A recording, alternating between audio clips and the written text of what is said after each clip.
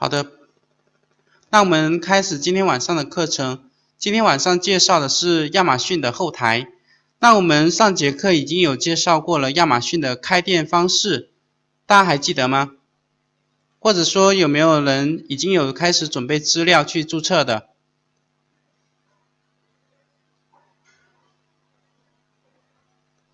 那我们都知道开店方式有两种，一个是用公司的资料去开店，一个是个人资料去开店。那不管公司资料或者是个人资料，都需要有手机号、电脑网络，还有营业执照或者身份证，以及信用卡、信用卡账单等等这些资料，以及收款账号。那这些如果都准备齐全之后，开店其实是不难的。那通过完注册之后，我们就可以看到亚马逊的后台了。那这节课我们主要从这几个部分来介绍，一个是账号的基本设置，以及通知登录的设置，礼品选项的设置，产品配送设置。那产品配送设置这块主要是自发货的。第五个是用户权限设置，也就是我们注册完亚马逊账号之后，还可以开通一些子账号来进行亚马逊店铺的不同权限的管理。第六个是您的信息与政策的设置，就是每家店铺对于一些产品或者你店铺的一些服务的相关说明。那最后一块就是亚马逊的特色，就是亚马逊物流的设置，也就是 FBA 的设置了。那当我们店铺下来之后，我们就从后台这边打开亚马逊的后台 Seller Central 点 Amazon 点不同站点，比如说这个是日本站的，后缀就是 co.jp， 那美国站就是点 com。那接下来就输入你的注册邮箱，这边要记得就是输入你的注册邮箱，而不是输入公司名或者用户名，然后输入注册时候的密码，点击就可以进入了。那如果有刚开始登录，或者说换电脑，或者说换了浏览器去登录的情况下，亚马逊会让我们进行一个二步认证。那二步认证也就是我们注册的手机号，这时候就有用了。手机号就会收到一条亚马逊发过来的验证码，输入你的6位数验证码，输入完以后，底下有个小方框去打勾。那你下次再用这台电脑以及这个浏览器去登录你的亚马逊店铺的时候，就不需要再输入验证码了。那点击完登录之后进来的这个就是我们可以看到的亚马逊的后台。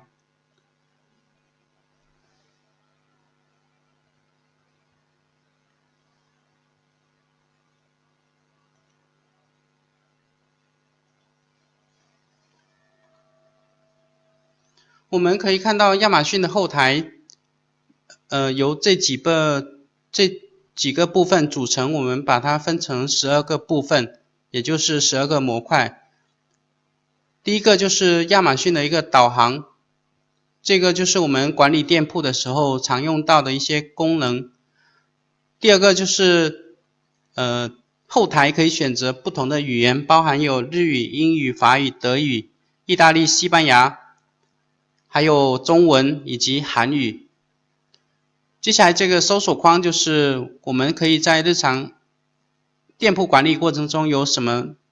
不明白的问题，可以通过这边去输入查找。那这个有个需要注意的就是，当你运营的是日本站的时候，最好把语言选择是日语。那这时候我们在将问题输入去查询的时候，出来的是日语的界面，出来的帮助信息会比较齐全。如果选择英文或者中文的界面去搜索出来的帮助的信息是比较少的。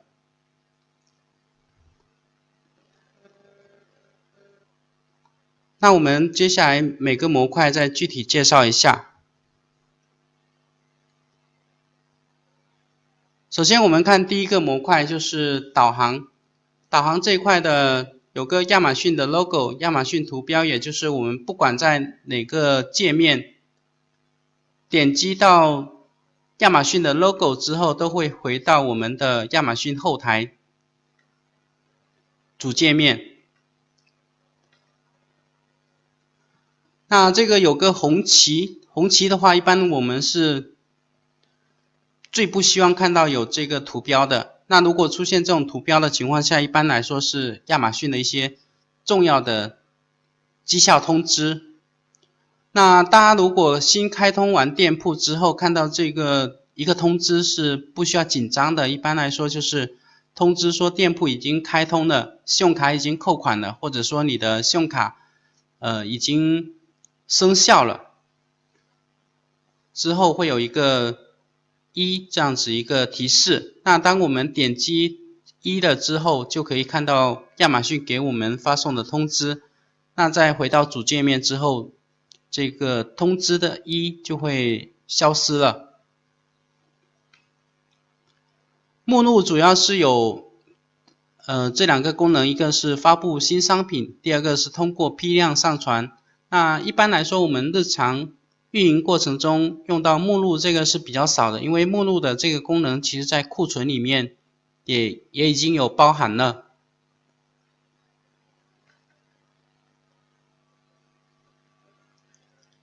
这个是当你把鼠标移动到目录的这边的时候，就会有出现这个下拉菜单，有添加商品以及补全草稿。首先我们看一下添加商品。添加商品这个是第一种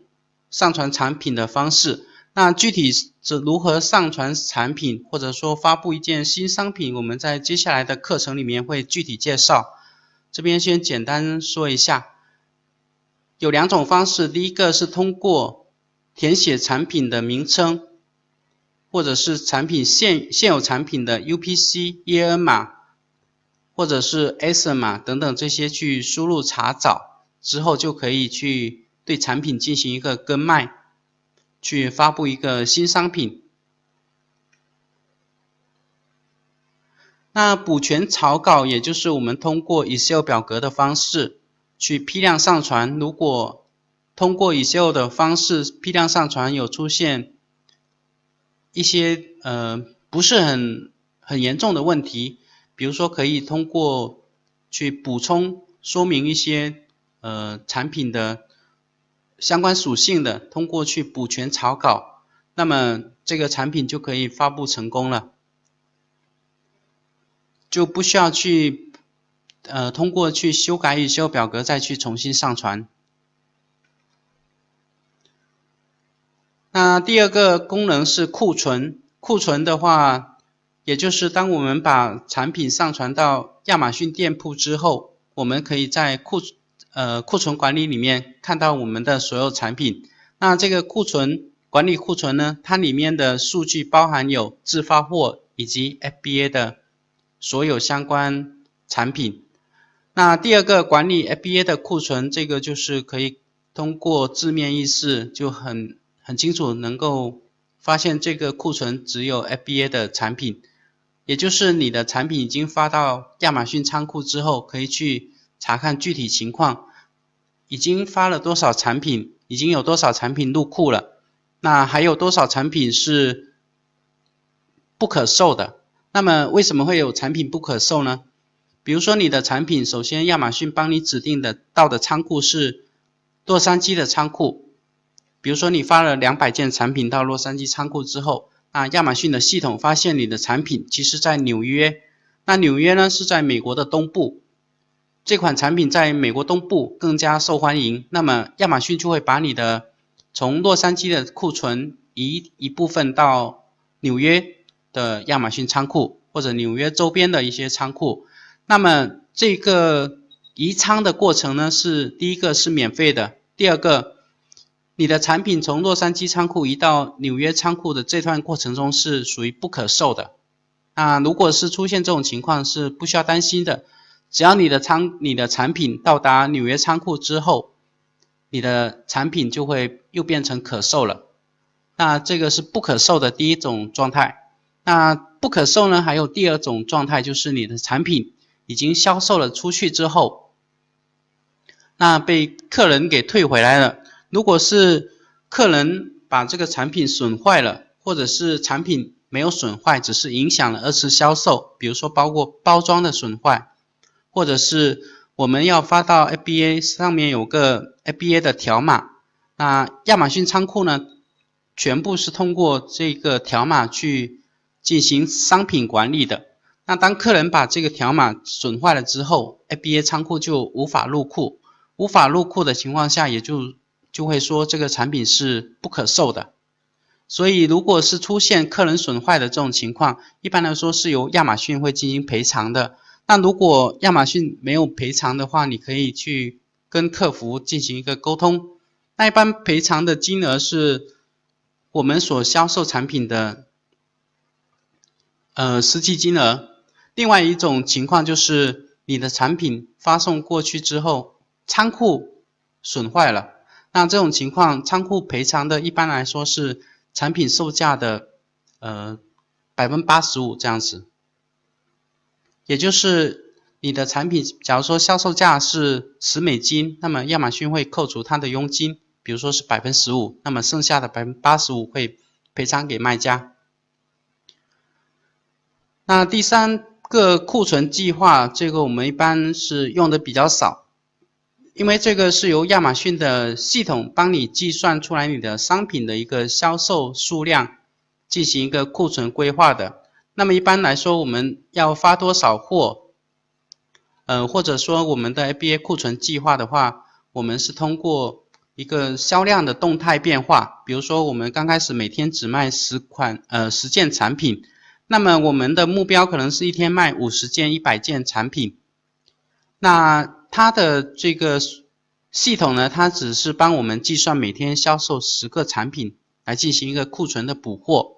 那这个来说，一般来说对我们来说就没有太大的意义。一般来说，我们会通过我们自己的一个规划，去对 FBA 仓库的产品进行一个补货，包括我们采用的是快递，还是空运，还是海运等等这些不同的方式，它的补货周期也都不一样，因为这些成本不一样，还有补货周期不一样，还有销售数量的也是一个动态的变化，所以这个一般来说我们是通过自己的预测进行一个补货的。那接下来第4个添加新商品，其实就是目录。刚才这个目录底下有一个添加单 SKU 的产品，我们就用添加新商品这个按钮去进行上传产品。那批量上传商品，这个就是我们可以通过亚马逊的后台去通过上传 Excel 表格去上传商品。这个就是我们做亚马逊或者说运营店铺里面一个很重要的一个环节，那么我们在接下来的课程里面会着重介绍。接下来就是库存报告，这个也跟上面的库存规划是类似的，就是亚马逊的系统帮我们做的一些报告，我们可以去下载报告进行一个参考。那促销管理，这个就是我们平时运营亚马逊店铺的时候做的一些促销活动，可以在这边进行一个管理。那全球销售呢，主要就是亚马逊因为它分不同的地区啊、国家这些，之间可以做一个产品的关联销售。比如说你的开通完北美站之后，就有美国、墨西哥以及加拿大3个站点。一般来说，我们可能是先做美国站。那当我们把产品上传完美国站之后，如果想把你的产品也销售到加拿大、墨西哥，那我们可以通过全球销售的这个按钮进行一个产品的同步，把你从美国站的商品直接同步到加拿大以及墨西哥的站点。那同步的过程中呢，我们可以做2个调整。第一个是销售价的调整，比如说你可以根据每个产品增加固定的金额进行一个调整，比如说每个产品加$5、加$10，那第二种就是按比例增加，比如说按照提价10%或者降价10%进行一个价格的管理。第三个是通过是否需要再增加运费，这样子进行一个调整。这个是全球销售的第一个。那第二个呢，就是我们还可以通过这个全球销售里面去申请到其他店铺的开通。比如说你已经开通了北美站之后，还想开通欧洲站、日本站以及印度或者是澳大利亚，还有现在有亚马逊新开通的中东站点等等其他站点，我们也可以通过全球销售里面去点击申请。也就是如果通过这个全球销售去申请其他站点的店铺的时候，那么我们就要通过注册美国站的这个主体，比如说个人或者是公司的资料去进行注册。当然邮箱是必须是新的。那收款呢，我们可以通过比如说我们之前已经有注册了 WordFirst 啊，那就可以开通其他站点的收款方式进行一个收款，就不需要再注册新的收款账号了，开通子账号进行收款就可以了，只是不同的币种。那这个是日本站所特有的管理图文版的商品描述，也就是 A+页面。日本站目前是不需要上传不需要进行商标备案，就可以进行一个图文版的商品描述。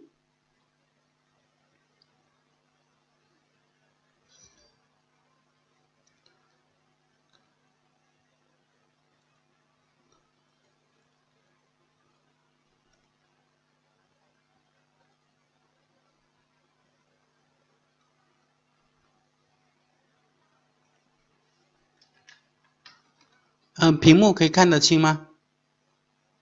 刚才放大了之后忘记再打开了。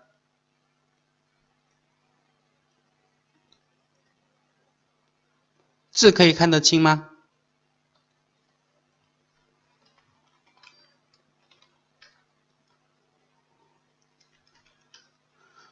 那我直接开后台吧。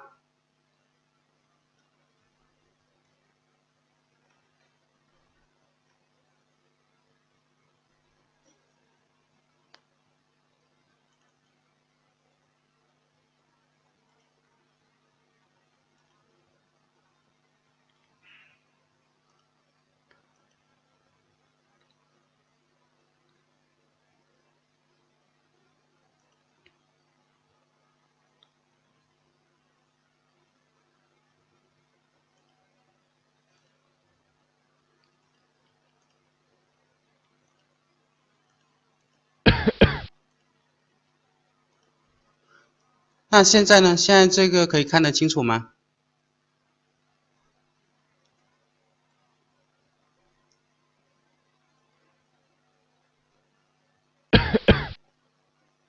那我们就直接通过后台进行一个介绍。那接下来这个价格管理的按钮来说，一般我们也用的比较少。具体说如何定价以及亚马逊的成本构成，我们在接下来的课程里面也会介绍到。我们也比较少的通过亚马逊的指导价格去进行一个销售。那订单管理这个按钮就，如果是没有对接 ERP 的情况下，我们就用的比较多。那或者说我们，那我们是可以，我们就换成中文。接下来这个订单管理，订单管理就是我们如果没有对接 ERP 的时候，就用的会比较多。客人所有订单的，我们都需要在订单管理这个界面里面去查看。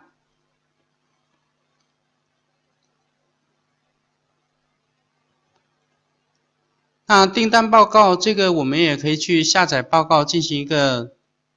订单的相关数据的查看。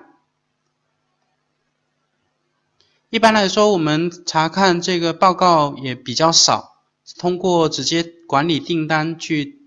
通过不同的比如说过去1周啊，或者30天啊，或者是 FBA 的订单，或者是已发货、未发货的。那等待中呢，这种是属于客人已下单未付款的。那这种呢，我们不需要去不用着急，就是客人为什么还没付款呢？很急。那因为美国或者说国外来说，一般通过信用卡支付的情况比较多。那如果是客人已经发起了这个支付的请求之后，但是银行还没有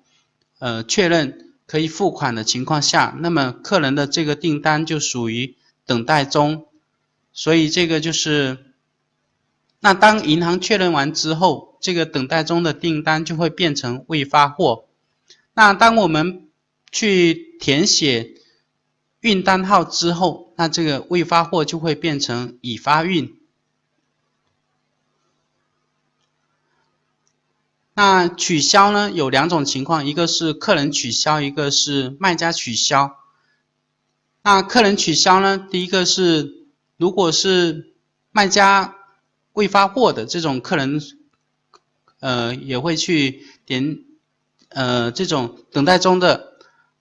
没有支付成功的也会变成取消的。那如果客人已经下单，卖家未发货的这种，有时候客人他可能就会想取消订单，这种就会发邮件给卖家。那如果客人有发邮件过来，卖家要取消的，就会在这个已取消里面可以查看到。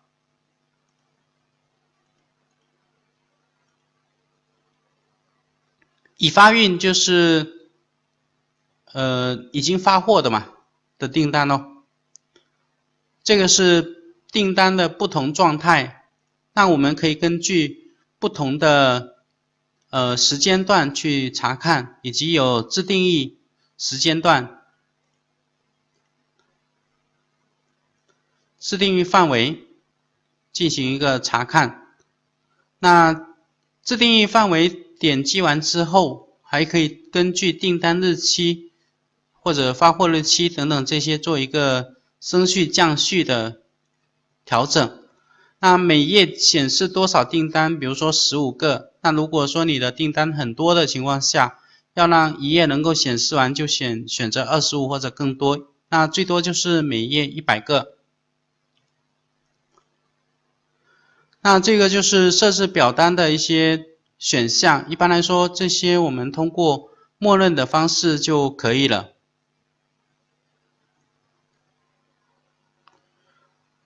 那这些是自发货的，如果我们要查看亚马逊物流的订单，就要选择查看亚马逊物流的订单。那 FBA 跟自发货是通过这个进行切换。另外一个是我们可以根据这个搜索的，根据不同的这些选项来搜索相关的订单。比如说你要查看一款产品销售了多少，那你可以通过这个产品的 ASIN 码或者是 SKU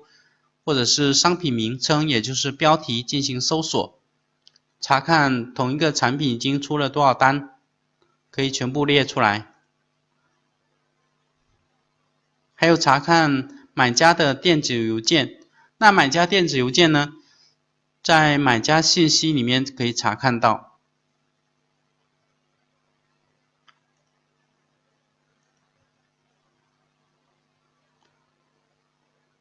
那这个就是买家的电子邮件，因为它是亚马逊是不让卖家与买家进行一个私下沟通的，所以买家的邮箱的话是通过加密的方式。那虽然是通过加密的方式，我们把整串复制下来，进行一个搜索就可以了。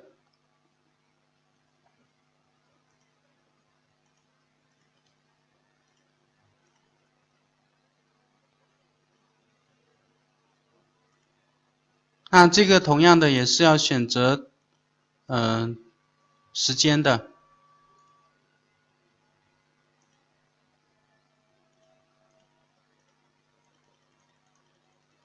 因为这个店铺基本上是没有运营，所以时间上跨度比较久。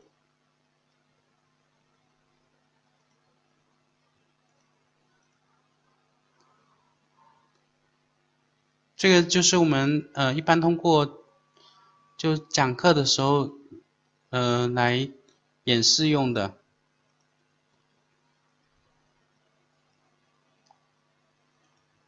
这个客人是没有下单的，是一些广告，刷单的广告。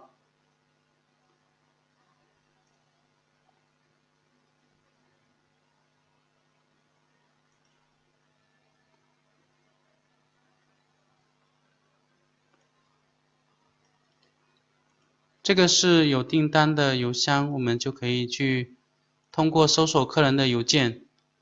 找到相应的订单了。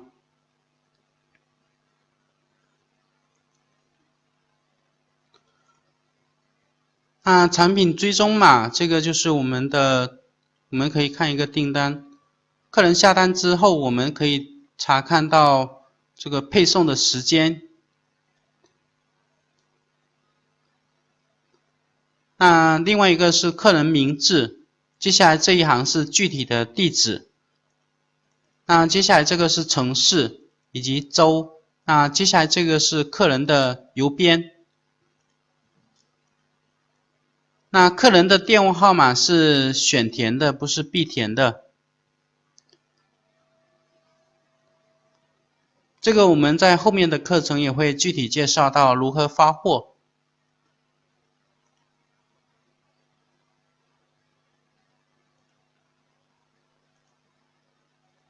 那订单号查具体邮箱，这个就是需要去找服务商购买。买邮箱有的就一个邮箱几块钱，有的卖的比较贵，一个邮箱信息卖几十块、30-50块的也有。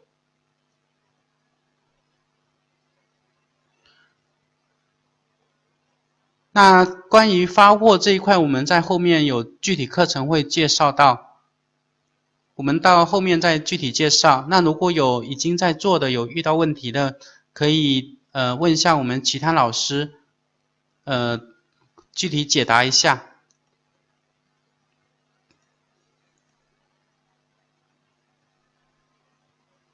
这个就是订单管理的一个下拉菜单里面的一些功能。那上传文件，这个是批量上传、批量发货。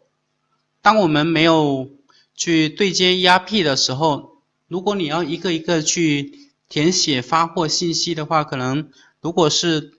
一天就个位数订单或者10几个订单还好，如果一天有几百个订单，你要通过一单一单去点击确认发货，一个是效率可能比较低，第二个可能容易出错。那如果是订单数多，我们又没有对接 ERP 的情况下，就可以通过这种批量上传的方式去确认发货。我们可以先下载一个表格，下载这个模板之后，我们再通过去填写模板。那这个模板里面就包含有一个订单号，以及发货时间，以及配送方。比如说你通过自发货是通过中国邮政，其实我们可以写USPS， 也就是美国邮政。因为中国邮政、美国邮政等等这些全球100多个国家的邮政都有加入万国邮联。那万国邮联呢，只要你通过这些联盟的国家邮政去发货，那么这些发货地的这个邮政跟收件方的收件国的这个邮政的系统都是对接的，都是可以跟踪查询到的。当然我们发日本、发欧洲这些国家也是同样道理，直接写中国邮政或者当地国家的邮政都可以，这个是没关系的。那第三个就是你的运单号直接填上，那么在这个表格下载填写完之后点上传，那就会同步更新了。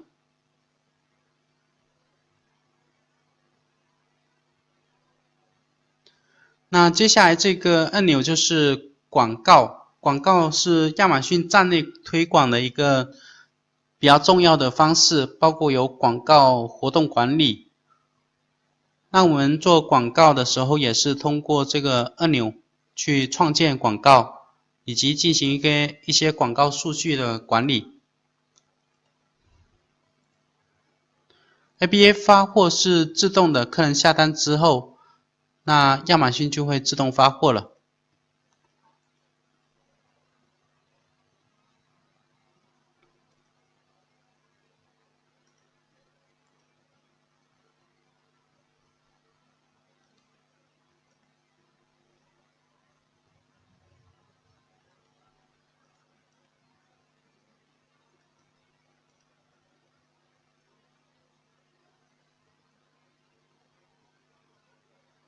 亚马逊广告这个界面打开有点慢，我们在广告的课程里面再具体去查看。那图文版的品牌描述，这个就是可以做一些，当你在这个广告的界面打开，我们可以简单先看一下，包含有广告活动、草稿以及批量操作，这个跟我们前面的这个批量上传商品这个是有区别的，这边是做批量广告的一个操作，以及有广告的一些设置，以及广告报告。那广告报告这个就是比较重要的，我们做广告之后一定要去下载广告报告，根据广告报告的一个数据进行分析，做广告的优化。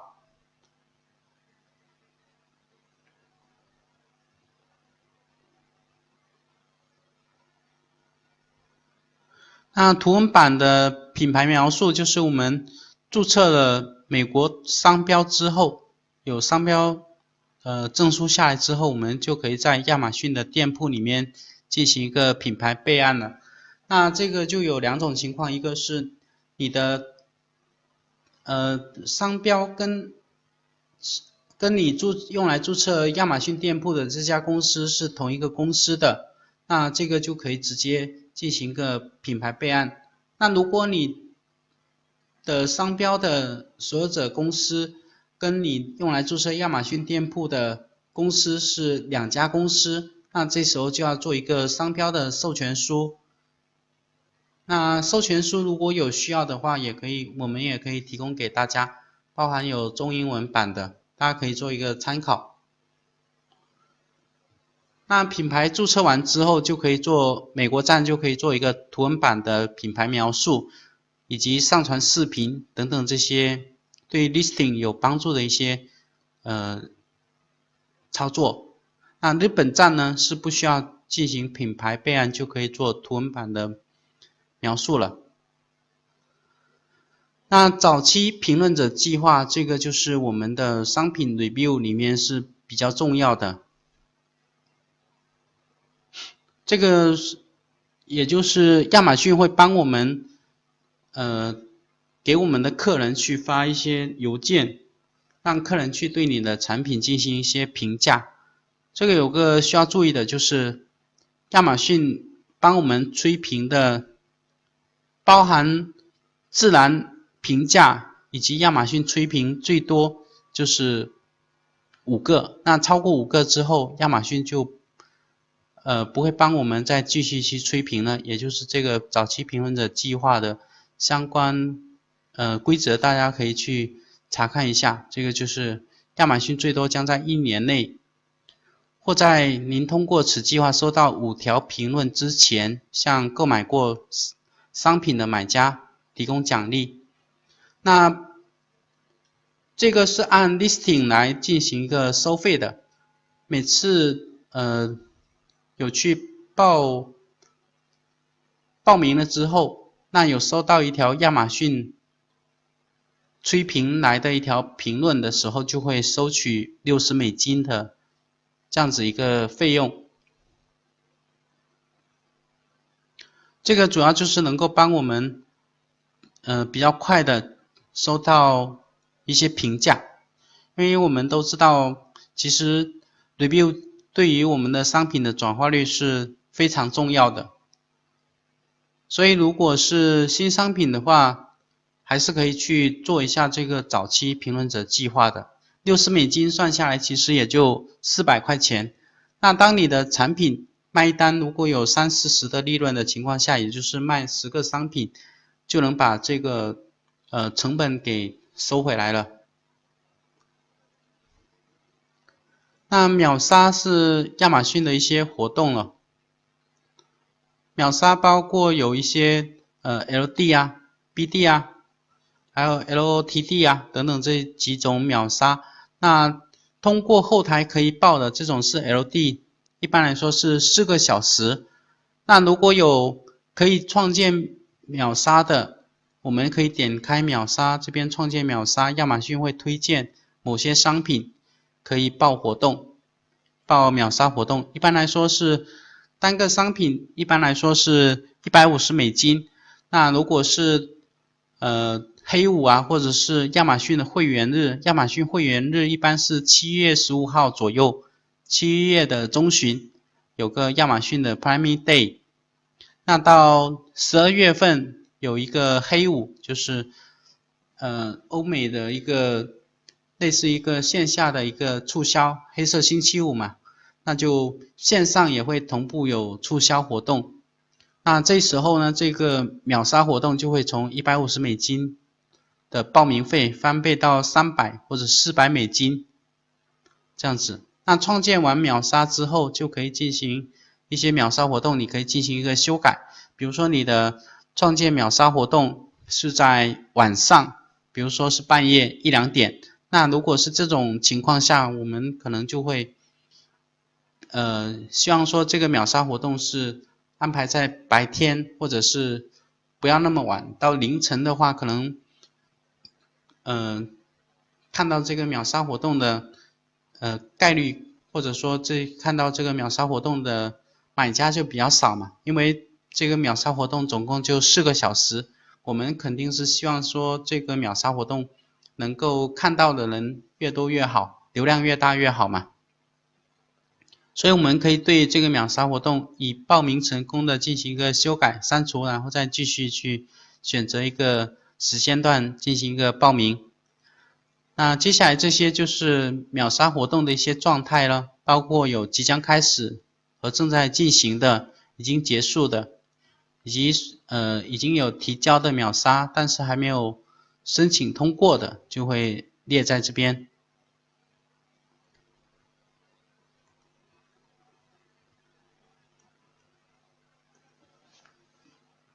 这个是不需要的，中国公司就可以注册美国亚马逊店铺了，以及商标的话，你可以直接用中国公司去申请注册商标。那这些相关的服务商我们也都有，到时候可以找老师那边去对接。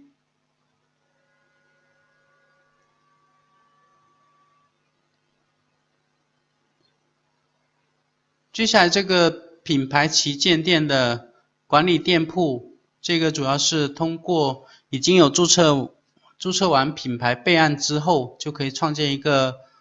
品牌的旗舰店的方式。因为我们如果是没有注册商标去进行品牌备案的话，店铺是无法进行装修的。那当我们已经有做品牌备案之后，可以有另外一种方式，比如说甚至说不需要这个UPC 啊、EN 码等等这种方式进行一个特色品牌旗舰店的一个装修。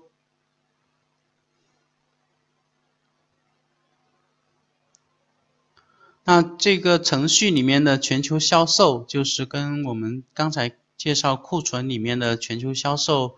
是同样的。所以亚马逊的后台其实有很多功能按钮里面是重复的。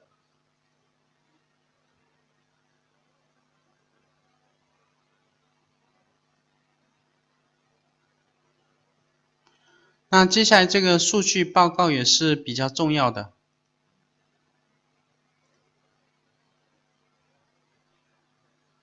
数据报告里面包含有付款情况，就是我们的店铺的一个资金情况。那店铺的付款页面里面，我们可以看到一个是汇总表，这个是期初余额，包含有当月的，这个是14天里面的一个动态，包含你的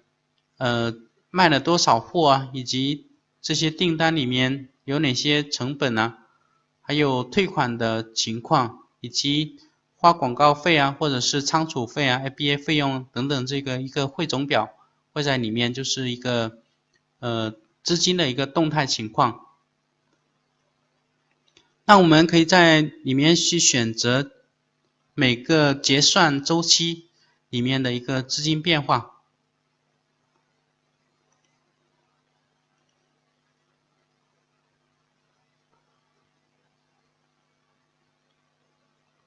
交易一览里面我们可以看到不同选项的一个明细，比如说订单付款，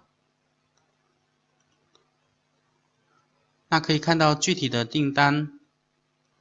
的情况，以及有退款，也同样的我们可以选择一段周期。那这个还可以选择自定义的日期范围，这里面的一个退款情况，还有买家信用卡退款。那信用卡退款这个就是刚才说的那种，有些是比如说买家向发卡行申请说，某某个订单不是他自己发起的，是因为信用卡被盗了，那向发卡行申请信用卡退款。这种概率是非常少的，甚至说小于1/1000，所以这个是大家不需要太担心，说买家买完货之后都去申请退款，通过信用卡的方式去进行一个信用卡退款。那亚马逊商城交易索赔退款这种就是客人向买家申请退款，那买家不同意，那卖家不同意的情况下，买家向亚马逊提起一个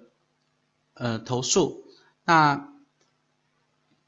向亚马逊提起投诉之后产生的退款，这种就是商城交易保障退款。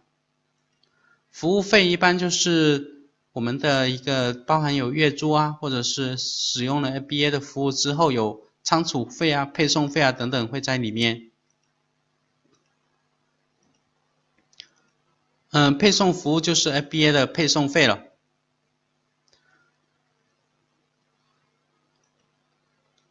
付款到亚马逊就包含说我们付的广告费啊等等这些，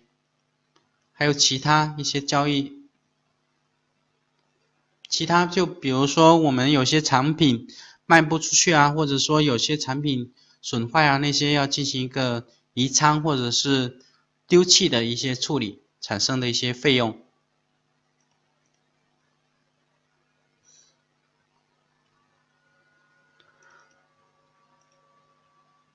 手机壳建议大家如果是没有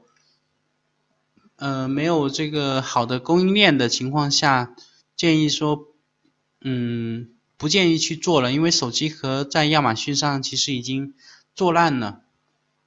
卖手机壳的卖家其实非常多，那卖手机壳呢，一般来说就是一个是卖图案，一个是卖功能类的。那比如说手机壳有可以充电啊等等这些，或者是做汽车配件的这些可以做有一些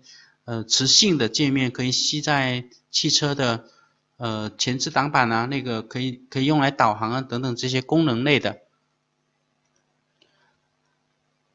那另外一类的话就是有图案的，图案来说就是有一些是 3D 打印啊，或者是镶钻啊等等这种卖图案的。那卖图案呢有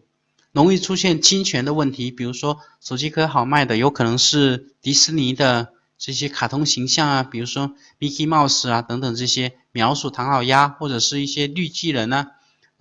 影视明星这些影视主题、电影主题等等这种一个主题也是比较好卖的，但是这些是没有授权的情况下就会被亚马逊给店铺被关掉。那另外一类就是比如说歌星贾斯汀比伯或者是这个 NBA 的球星啊，比如说以前的那些什么科比啊等等这些一些主题，这些都是属于侵权的，这些是不能卖的。但是有些我们可以在亚马逊上看到，同样还是有人在做。那为什么他们可以做呢？这个就是他们店铺多，就是不怕关店，因为利润高嘛。反正有利润的情况下，就有人会去做。那当你店铺不多的情况下，一两个店铺的情况下就不要做了。有些人呢，他们就是一个店铺可能就做10个 SKU， 那这10个 SKU 呢，每个 SKU 可能发个几十个手机壳，因为它有供应链，这些成本其实是很低的，又通过走海运的方式。那不被投诉的是暂时是没事的，可以这样理解。但是如果是严格起来说的话，有可能被一些美国的一些律师事务所进行一些索赔的情况下，那这个问题就比较大了。那外观专利就是某些产品它有申请一些外观性的专利，跟品牌专利跟品牌这个是两种不同的专利了。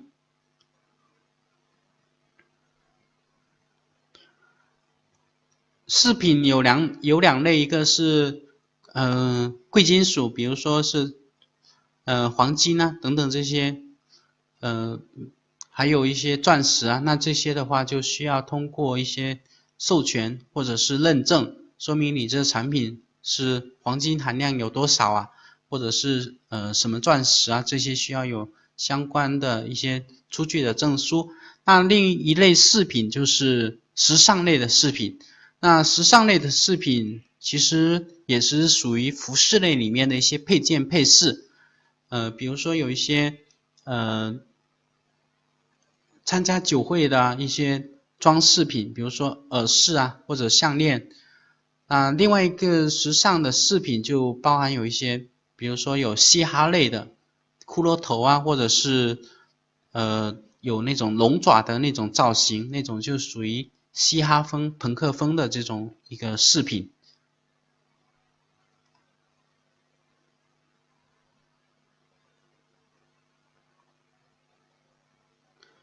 那外观专利这一块我们接触的比较少，因为我们主要做的是鞋服类的这一块的话，如果需要了解的话，我们可以帮你们帮你去了解一下。乐器类我们也做的比较少，因为乐器的话，你第一个就是需要对乐器比较了解的情况下，可能才能去做，因为可能有客人他会问这个乐器的一些相关属性，那我们也没有接触到这款产品。第二个是乐器类，在发货的时候可能就需要做一些包装。那其实大家对于这些选品类的其实还是比较感兴趣的，这些选品类的我们会有专门的一节课，可能是在接下来课程里面会介绍到，因为这样子讲下去的话可能会讲不完的。厨具类的也是可以做的，有硅胶类的这个产品大家可以去考虑一下，但是如果是刀具的就要注意一下，刀具的话发物流的话会比较麻烦。总之不管做什么品类的，做亚马逊上擦边球是风险性是比较大的。如果要做这种擦边球的话，建议大家可以选择其他的平台，因为亚马逊对于品牌这一块是比较严格的。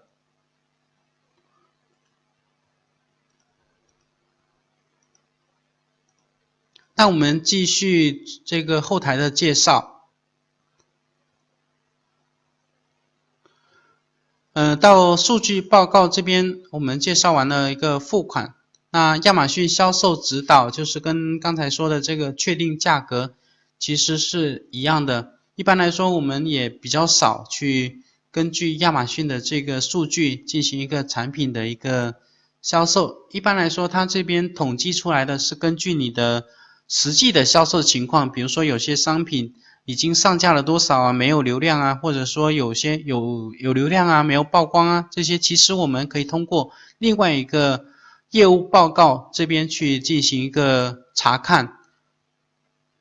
那业务报告这个也是比较重要的，这个我们如果作为运营来说，每天都是需要去查看的。那这个业务报告里面包含有几种不同的方式，一个是图表类的，就包含有当天你销售了多少产品，多少品类，有多少数量。那大家这个有个需要注意的就是这个时间如果是美国站的话，亚马逊统计的是按太平洋时间，也就是美国西部时间进行一个统计的。那现在美国使用的是冬令时，冬令时的话就是跟北京时间的下午4点刚好是美国的前一天，也就是现在北京时间是21点，也就是北京时间的16点才是进入美国时间才进入3月7号。所以我们一般去查看销售报表的话，我们就下午4点去查看报告，这个是就可以看出当天美国时间19年3月6号的一个销售情况。所以现在显示的是美国时间西部时间的4点47分。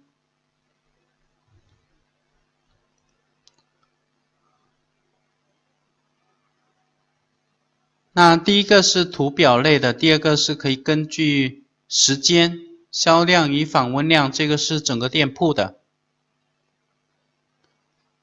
可以去查看每天的。那其实呢，我们看这个也比较少，因为我们看整个店铺来说，数据量相对来说不够准确。一般来说，我们是查看这个根据商品的，也就是根据详情页上的附体的销量与访问量，以及变体的销量与访问量，通过查看单条 listing 的流量转化率进行一个数据查看。那我们可以先看一下附体的，附体的话，它就是整条 listing 的一个所有变体的一个流量的集合。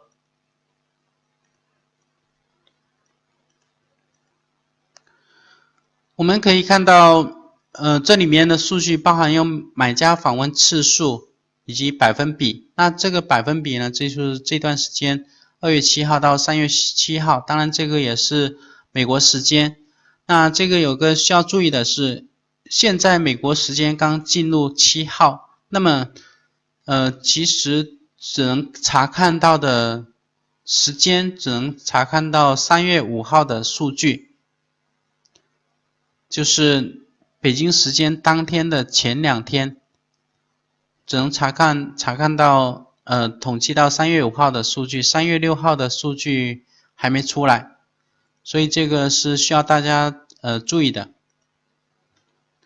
第一个是时间，那接下来就是访问数，买家访问数，就是这段时间里面有多少客人看到了这条 listing。那买家访问的百分比，也就是看到这条 listing， 以及在这段时间里面所有买家访问的所有流量的一个比例。那这条 listing 的访问比例是 9.09%。那页面浏览次数，这个其实就是一个 IP 跟 PB 的一个关系。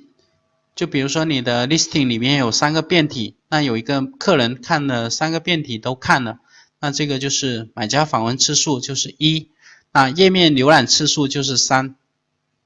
这个应该都可以理解吧？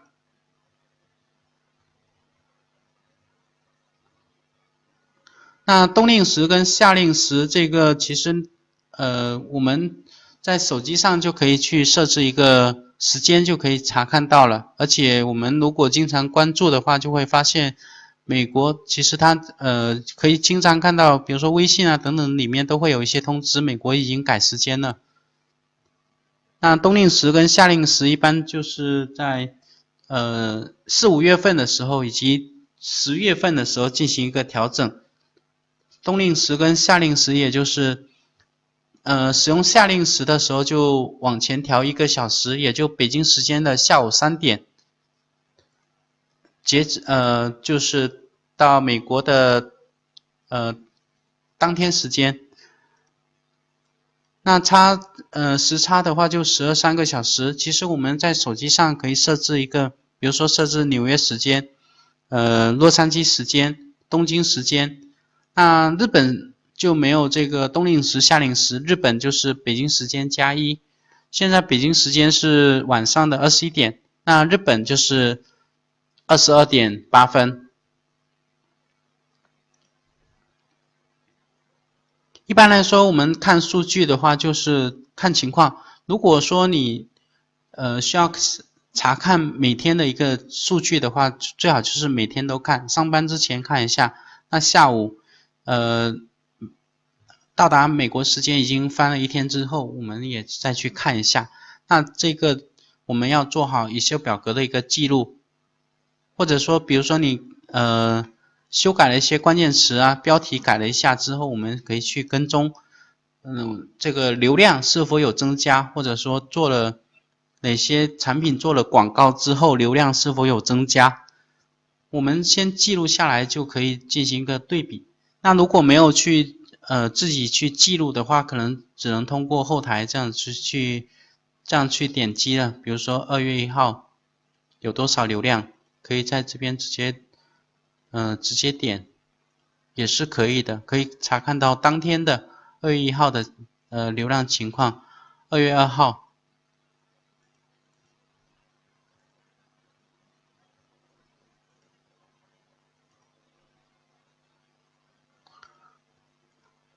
，2月14号这样子去直接点击当天的一个查看当天的一个流量情况。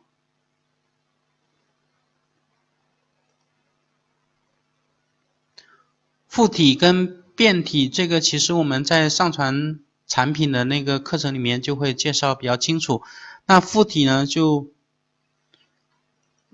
它写的附体是这个附体、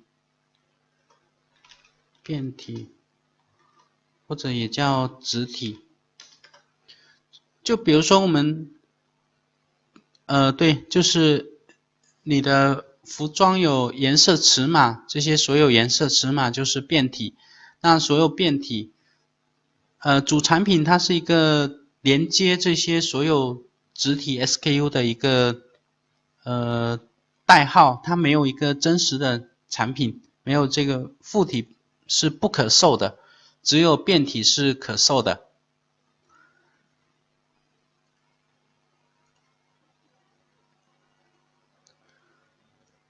那接下来就是库存销售报告，这个也是FBA 跟我们的自发货里面的一些相关数据了，这些都可以去查看相关的报告，包含你的移除订单的情况，还有亚马逊买家退货的情况、换货的情况，以及月仓储费啊、核仓费啊等等，这些都有相关的一些资费报告。那轻小物品这个是我们需要再另外申请的。假如说你做的产品是比较小的，比如说你卖一个比如说卖火柴，像火柴盒那么大小的一个商品，那你可以去申请一个轻小物品计划，我们就可以在这里直接搜索轻小物品计划去进行一个申请。那么申请完轻小物品的话，有好处，最明显的就是你的FBA 费用就比较省了， FBA 费用只要2点多美金。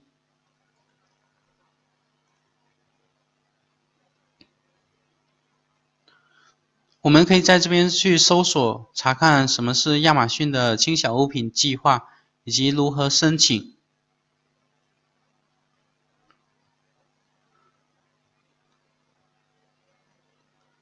第一个是 FBA 费用比较省，第二个是当你做了轻小物品计划之后，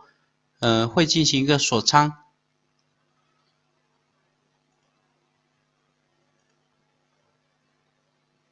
这些都是比较好的一个优惠条件。那这个补货呢，我们一般是通过自己的销售情况，还有你所采用的一个物流方式进行补货。我们一般比较少去查看亚马逊给我们的建议。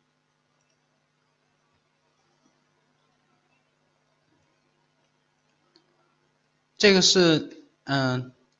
订单按 SKU 的发货的费用，不是一天的。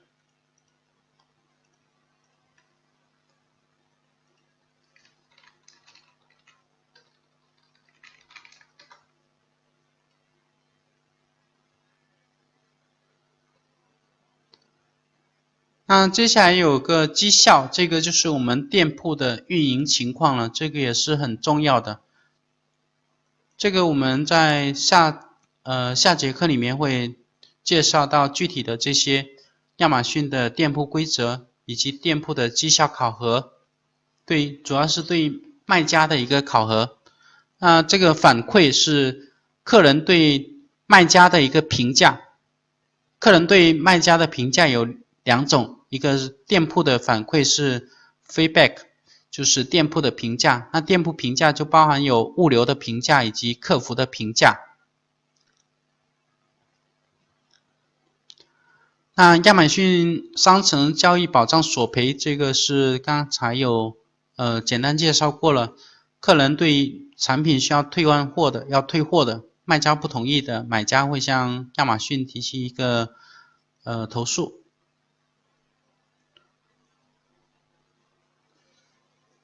这个广告是报告，广告报告，我们在广告的按钮里面也可以查看到报告，所以这个按钮是重复的。退货报告这个就是有退货的这些数据。那税务文件这个在美国站是不需要去考虑的，因为我们作为中国卖家，其实不是美国的不适用美国的一个交税政策。那现在有些美国有20几个州会向买家收税了，那这个是在客人要另外支付一个税收的费用的，跟我们的定价也没关系。那信用卡拒付索赔刚才也有介绍过了，业绩通知是亚马逊给卖家发的所有邮件会在里面，这些邮件都是很重要的一些通知邮件。卖家大学，这个是我们可以去了解一些基本的一些介绍，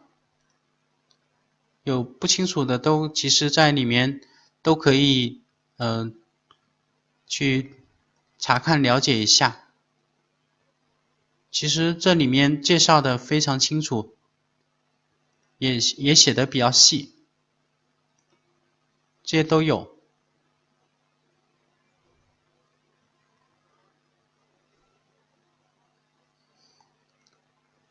那我们先休息一下，接下来我们介绍亚马逊的店铺设置里面的这些相关功能。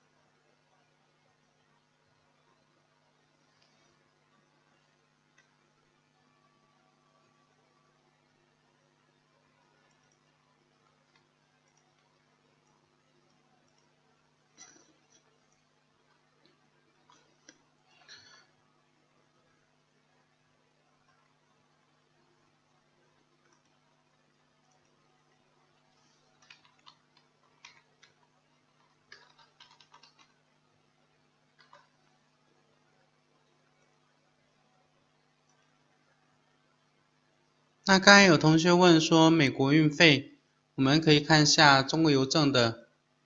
这个介绍。其实我们一般来说通过自发货一般是通过易邮宝来进行发货的。那这里面有个美国易邮宝的一个资费情况，底下这个是未许易贝速卖通的。那易贝未许速卖通之外，这个就是一般的亚马逊的就是这个收费了，其实跟其他的是差不多的。那它这个是我们可以看是按件，就每件首先要加一个15块，这个是去年调价了，之前是9块。那按这个是每公斤65块，其实它是按克收的，一克就是6分5，如果100克就是6块5，6块5加15块就是21块5。那不足50克是按50克算的，那就是6块5，6块5的一半，3块2毛5加15块，也就是18块2毛5，是易邮宝的一个最低的费用。那另外一个是亚马逊有规定，比如说你的产品是不超过10美金的产品，是不需要有一个跟踪号的。那不需要跟踪号的情况下，我们可以通过另外的方式，小包，就是平邮小包的方式去发货。那平邮小包呢，在亚马逊的在这个邮政的后台是没有一个具体资费介绍的，我们可以跟当地的邮局去进行一个客服经理的沟通，看是否有具体的一个折扣。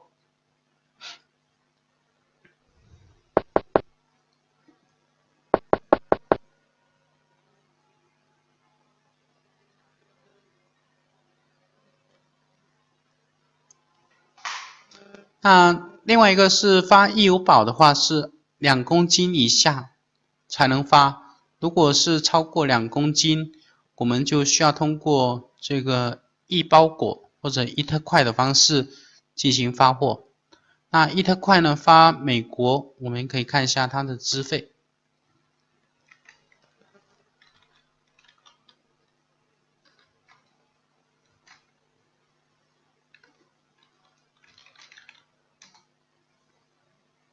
美国这边是108，是首重108，这个也是涨价比较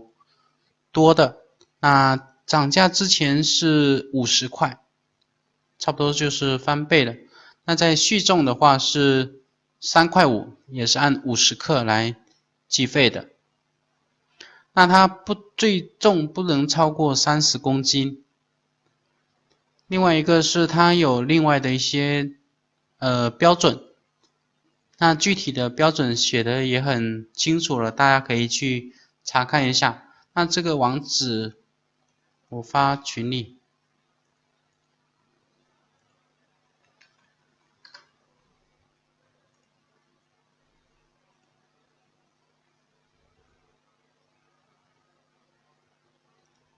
是的，全国是统一价的。那这个易邮宝有些这个第三方服务商是有一些折扣的，比如说95折、9折，甚至有的时候有最低的也有达到8折。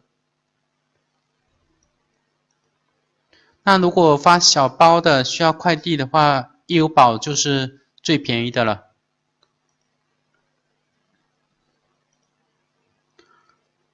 那发日本的话，建议大家不要用易邮宝，因为发日本的话，这个易邮宝呢，一般有一个时效，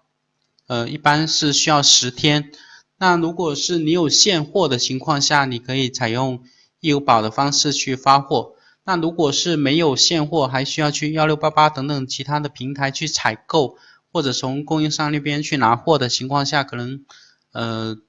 这个采购的时间可能要去掉1-2天、2-3天了。那再加上这个10天，就会超过亚马逊规定的12天之内必须派送完成的这个时效。那我们一般如果发日本的话，就通过易特快的方式。那虽然说易邮宝会比较便宜，日本易邮宝的话就12块加4分每克。那如果是100克，就是4块加12块就是16块。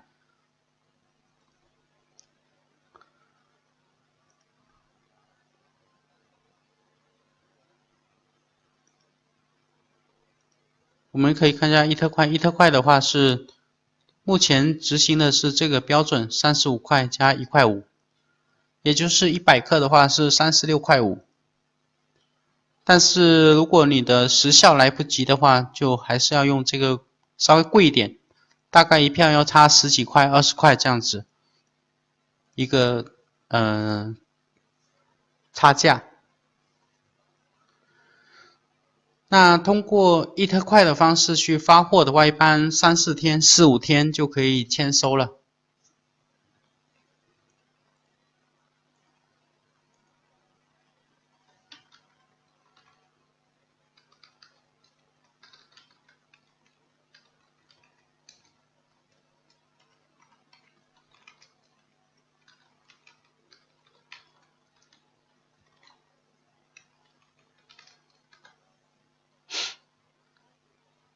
发货我们接下来会介绍到这个设置。那我们继续今天晚上的课程，大家都回来了吗？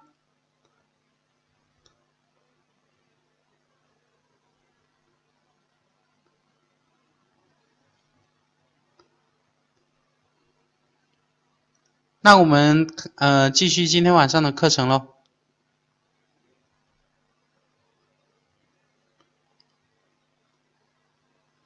那这个海运的话，一般是 FBA 才有办法去使用海运。如果是自发货的话，一般都要通过快递的方式，否则是无法达到时效要求的。接下来我们介绍设置功能。设置功能里面，当我们店铺下来之后，首先我们要进行设置的就是这个配送设置，因为默认的情况下，亚马逊是帮我们把这些当日达以及隔日达等等这些都是直接默认是开通的，这些加急配送、隔日达、当天达这些都是开通的。那我们就需要把这些加急配送以及隔日达、当日达这些服务给点掉的，否则我们是无法完成这些这些苛刻选项的。所以这个就是我们店铺下来之后，首先需要做的一个设置，配送设置。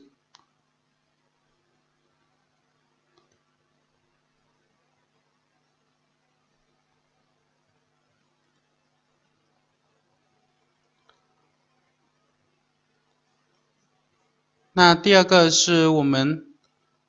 把这些加急的隔日达、当日达选择完之后，再添加一个配送规则，这个是美国的本土的48个州以及夏威夷、阿拉斯加州，这些我们可以进行一个选择。本土有48个州，这些都是没问题的。那夏威夷、阿拉斯加，这个我们可以选择不配送。美国这些50个州都是选择配送的。那这个美国的保护国，这些我们可以选择配送，也可以选择不配送。包含有什么关岛啊、帕劳啊、波多黎各啊等等这些，有一些是殖民地啊、保护国等等这些，我们可以选择不配送，因为我们刚才有介绍到的这个义优宝，其实它就配送的是美国本土的这些本土的50个州，所以保护国这些我们也给它去掉。那这些APO 啊、FPO 啊等等这些是一些美国的，比如说军舰啊、航空母舰啊等等这些在全世界各地在做世界警察嘛，这些他们也是有邮编的，那这些我们也选择不配送，因为这个是不知道他们军舰在哪里啊，这个是没法完成亚马逊的要求的，就14到28天，这个是工作日必须送达，所以我们如果是做美国的话，这些只选择美国本土的48个州以及夏威夷跟阿拉斯加共50个州，其他我们都不配送。那邮政信箱我们也可以选择不配送，因为有些客人的话，如果把它放在信箱的情况下，客人可能就没有不知道说已经投递啊，那样子的话，有些客人就说没收到哦，没收到啊。其实我们去这个邮政的后台里面，当我们找邮政的客户经理申请完一个账号里面，申请完一个账号之后就可以去点击登录，查看我们的这些订单的发货情况了。那通过邮保去发送的话，美国的这个邮递员是不会通知客人已经妥投的，所以有些客人他如果没有去查看信箱，他是不知道产品已经妥投了，他可能就会发邮件问卖家说他的产品怎么还没收到啊？那我们其实去后台去查看，其实是以前收的。就是这种是邮政信箱的，我们就会建议客人去邮政信箱去查看。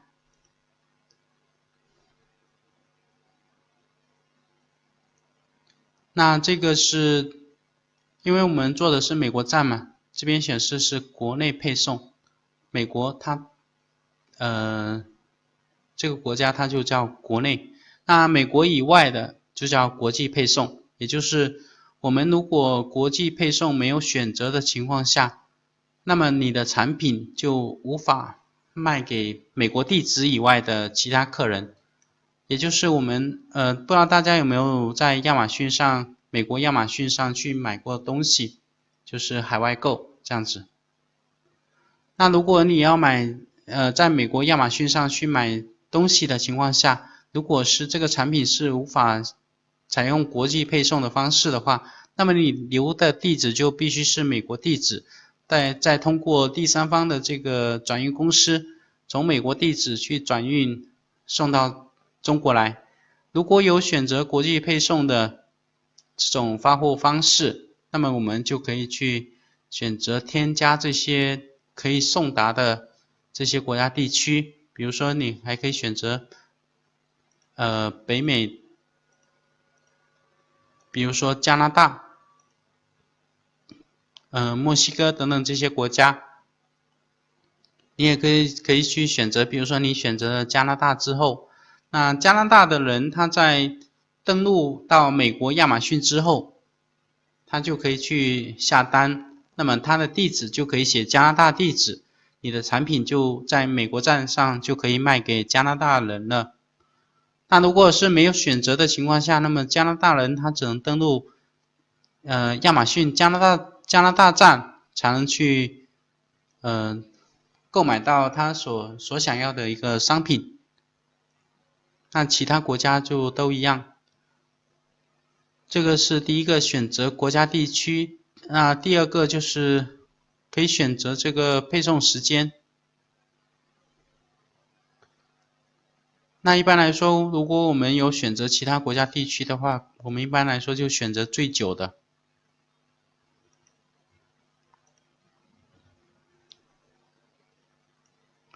那第三个是运输费用，那运输费用有两种，一个是按订单，每个订单收多少钱，那除了按订单收费之外，还有按磅。这边我们可以选择按磅或者是按商品增加费用。比如说一个客人他如果买了2件商品，那2件商品我们在商品里面可以填写商品的重量。这个其实如果有做过国内电商的话，应该大家都有设置过，这个是不难理解。那如果是你对阿拉斯加夏威夷不配送的情况下，你就可以去点击删除了。因为阿拉斯加跟夏威夷经常派送会延误，对于我们店铺的绩效指标可能会有一些影响。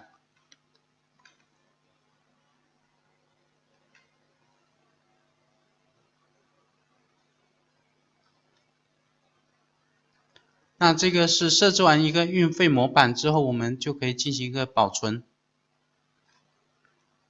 那如果你要设置不同的运费模板，你就可以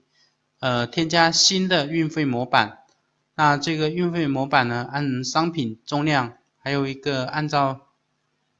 商品的订单的价格进行一个运费的设置。比如说商品多少之内是运费是多少钱，超过了多少又是多少钱，可以做一个设置。那5块到10块的这个订单是要多少运费？这种就是不同的运费模板，一个是根据商品重量，一个是商品价格，分段式配送。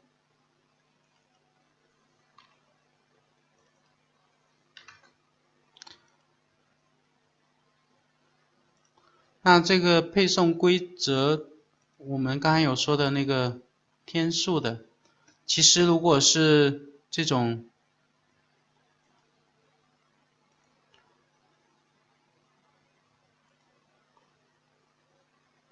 加急配送的，如果是有的是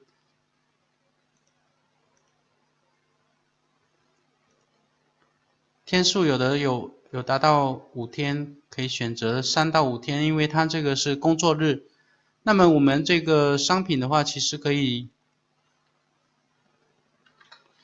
比如说运费，我们有的有给它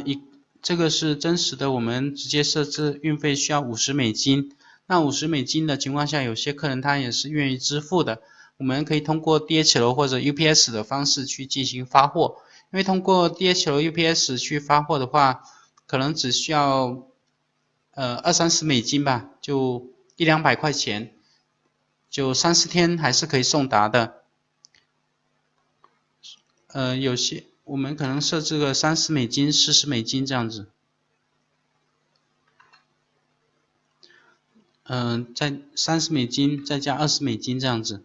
因为有些客人他其实美国人他们对于美金的这个金额跟我们人民币金额是一样的，虽然说运费要加30美金，其实就是加30块。其实有时候我们在网上去买东西的情况下，有时候比如说比较着急用，可能也会让商家采用顺丰的方式进行发货，那顺丰运费可能也是要再加20-30，这个算起来其实美国人他们也是可以接受的。那这个包邮不包邮？包邮的比较多，包邮我们可以直接设置0就可以了。包邮的还是比较多的，这边我们直接设置0就可以了。那这样子就是包邮了。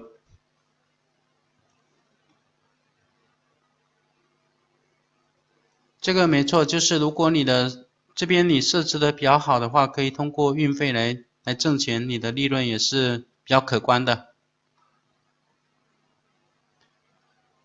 包邮的还是挺多的。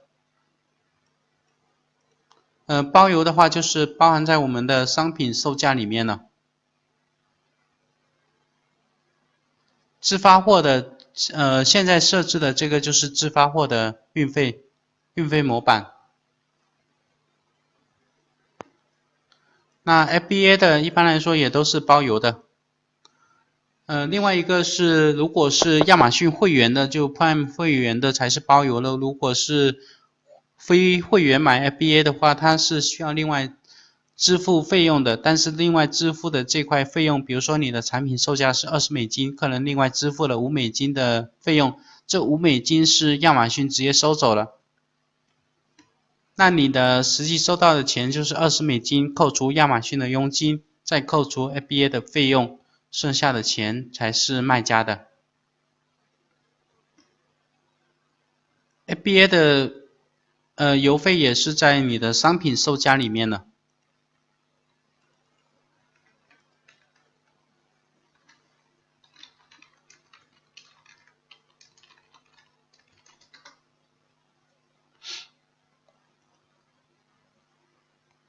这个是运费模板的一个设置。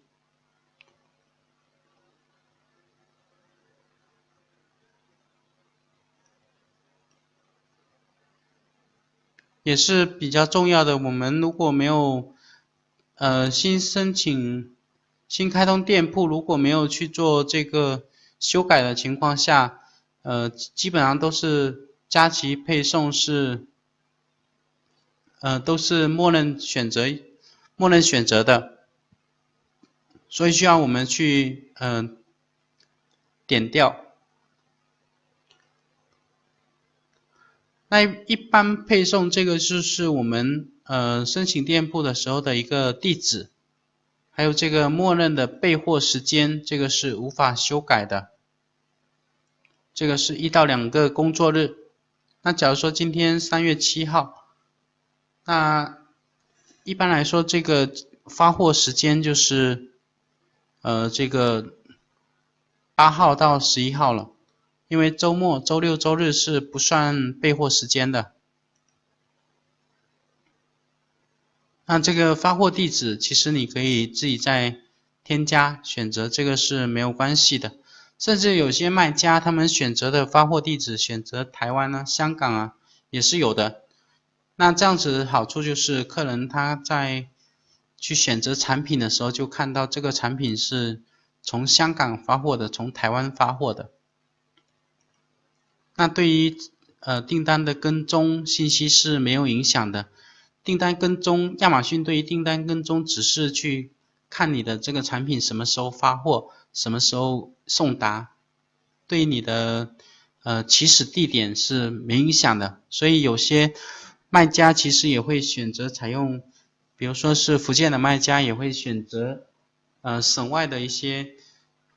快递方式，省外的一些邮政进行发货，因为有些其他省的邮政会比较便宜，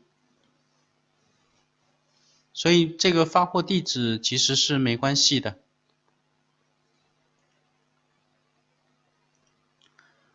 那另外一个备货时间，我们在上传产品的时候可以去添加每条链接可以再增加一个备货时间。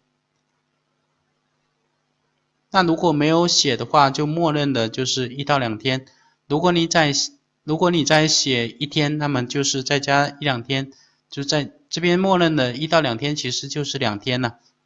那如果你再写1天，就是1+2，就是你的备货时间就是3个工作日。那高级配送计划这个就是卖家自配送的这条链接也能有 Prime 的一个标识，这个是需要向亚马逊申请的，条件是比较苛刻的，一般来说是通过是比较难的。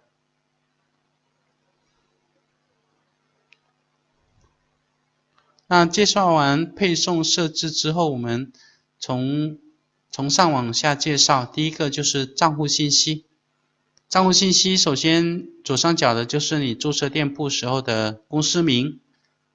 那这个可以点开查看你的卖家资料进行一个修改，包括有店铺名的修改等等这些，我就因为这个账号是真实资料，所以这个就没有点开了。那大家店铺下来之后，其实点开看一下就写的还是比较详细的。那商品状态这里有个假期设置，这个也是比较实用的。就比如说我们的国庆啊，还有春节啊，有放假，我们就可以点击停售去保存。那么这种状态下就是我们自发货是暂停的，但是如果你的产品已经有发往 FBA 的情况下， FBA 的销售计划是不受影响的。所以如果我们的一般来说就国庆春节的时候就可以点击停售，自发货就不发货了。但是如果点击假期模式的状态下，如果有客人有发邮件过来的情况下，卖家还是要在24小时以内去回复邮件的。那接下来就是店铺的一些相关服务，定制啊，还有开店，这边会显示的是你的店铺是专业卖家还是专业销售计划还是个人销售计划。那这边有个需要注意的就是店铺的状态、专业销售计划以及个人销售计划跟我们所注册的采用的资料是没有关系的。如果你用公司资料去注册的，也是可以变成这个个人销售计划的。我们在这边可以点击管理进行一个降级，从专业销售计划点击降级之后就变成了个人销售计划，但是它是需要到下一个计费周期，也就是下个月才生效。这个月假如说已经扣了39.99美金之后，已经扣了就扣走了，要等下个月才不扣费。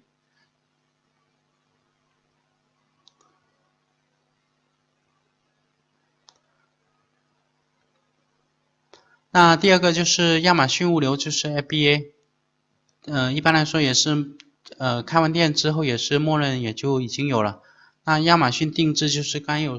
有介绍过的手机壳那种可以定制，包括有 T 恤啊，还有卫衣啊等等这些商品可以通过热转印的方式啊，或者是染印的方式进行一些商品的定制。那商品推广这个就是广告已经开通了，就是查看一下我们店铺的一些相关的服务是否有开通或者处于什么状态的一个标识。那这个付款信息就是存款方式，这个就是我们填写注册完 WF 卡或者 P 卡或者是乒乓连连等等这些第三方的收款方式，就点击这边去填写。那这个我在这边就先不打开了，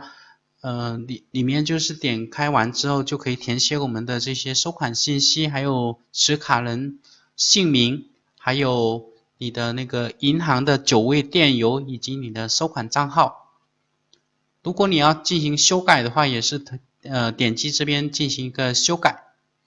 包括说你的收款账号，你现在比如说做的是美国站，接下来你要做加拿大、墨西哥站，那同样的我们的加拿大、墨西哥站里面就需要去进行一个填写。比如说我们这个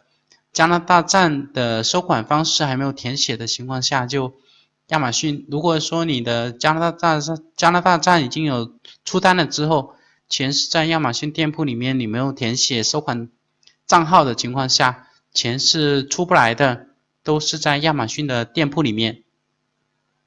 所以我们这边加拿大站就要去填写一个加拿大币的收款方式。如果你填写的是美金的收款方式，那么亚马逊就先帮你的加拿大加币先结汇成美金，那么这里面有个汇率的损失，你的美金再转成人民币或者其他币种，比如说你有香港账号，你转成港币的时候又有一次汇率损失。所以我们这边加拿大站一般来说就填写一个加币的收款账号。同样的英国也是填英镑，那法国、德国、意大利、西班牙就是通用的欧元账号就可以了。付费方式就是填写你的信用卡信息了，信用卡卡号、有效期等等这些。这个也就先不打开。开票付款方式的设置，这个一般是比较少，都一般来说是不需要开票，因为我们是中国卖家，都没有给美国的卖家去开票。如果买家他实在是需要发票的情况下，再去进行一个设置填写。那这个就是广告的一些付费情况，我们可以去查看。这个是你的广告费，你要从你的店铺里面去扣，还是从信用卡去收费？一般来说，我们是通过店铺的余额里面去扣。那通过信用卡去扣款的话，你还要去还信用卡，这就比较麻烦嘛。我们就直接通过店铺余额去进行一个扣款。当然有的需要通过信用卡去扣款的，直接设置成信用卡扣款也是可以的。因为有时候信用卡，比如说你的额度不够啊，一张信用卡可能额度就几万块，那当你的广告费还不够扣的情况下，那么可能就会产生一些不必要的麻烦，或者说经常有这个美金的扣款自动扣款，有的银行为了做一些风控，觉得为了你信用卡的一个安全，可能对这个亚马逊的扣款做一些拦截的动作，那亚马逊对信用卡扣不了款的情况下，亚马逊就它就开始方了嘛。那方了之后，就有可能就说你的信用卡是无效的了，那就让你去换一张新的信用卡，就会产生一些不必要的一些麻烦。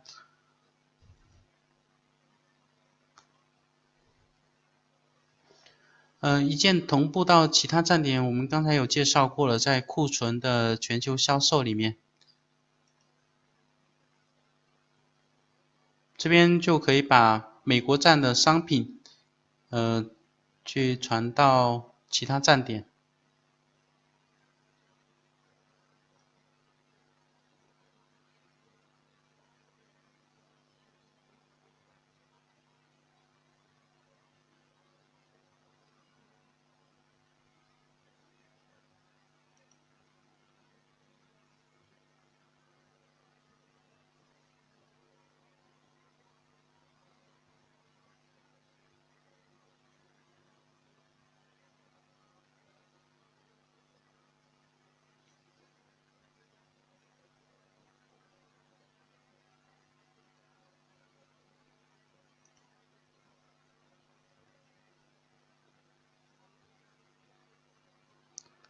这个就是把美国站的商品转移到这个墨西哥或者加拿大，生成文件去上传，就直接能够同步了。这边你要选择是全部啊，或者是按品类去同步。那第二个就是可以选择你的加价，你要按百分比去加价，还是按金额去加价？就是美国站的商品搬到加拿大之后的商品定价。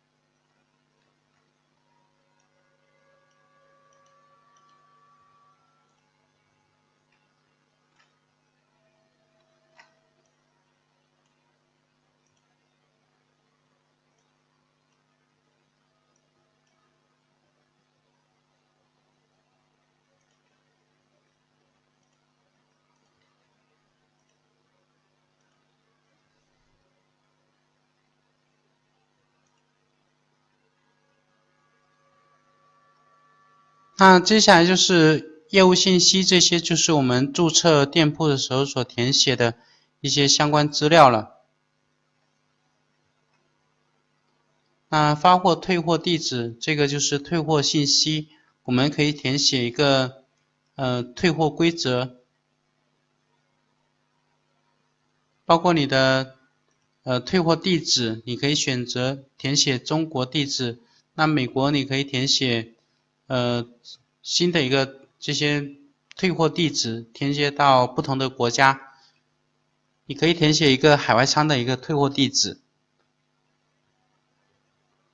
这些都是可以的。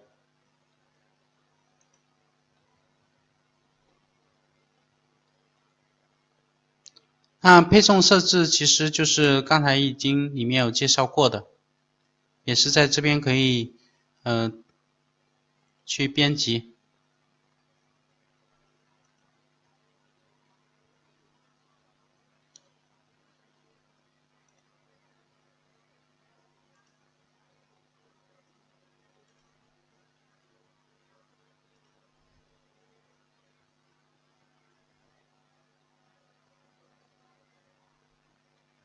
那美国站这里面的税务信息就不涉及了。那这些就是一些帮助、常见问题、相关链接，就是常用的一些东西，我们可以在这边直接去点击。但是这个关闭账号的话，你如果去关闭的话就，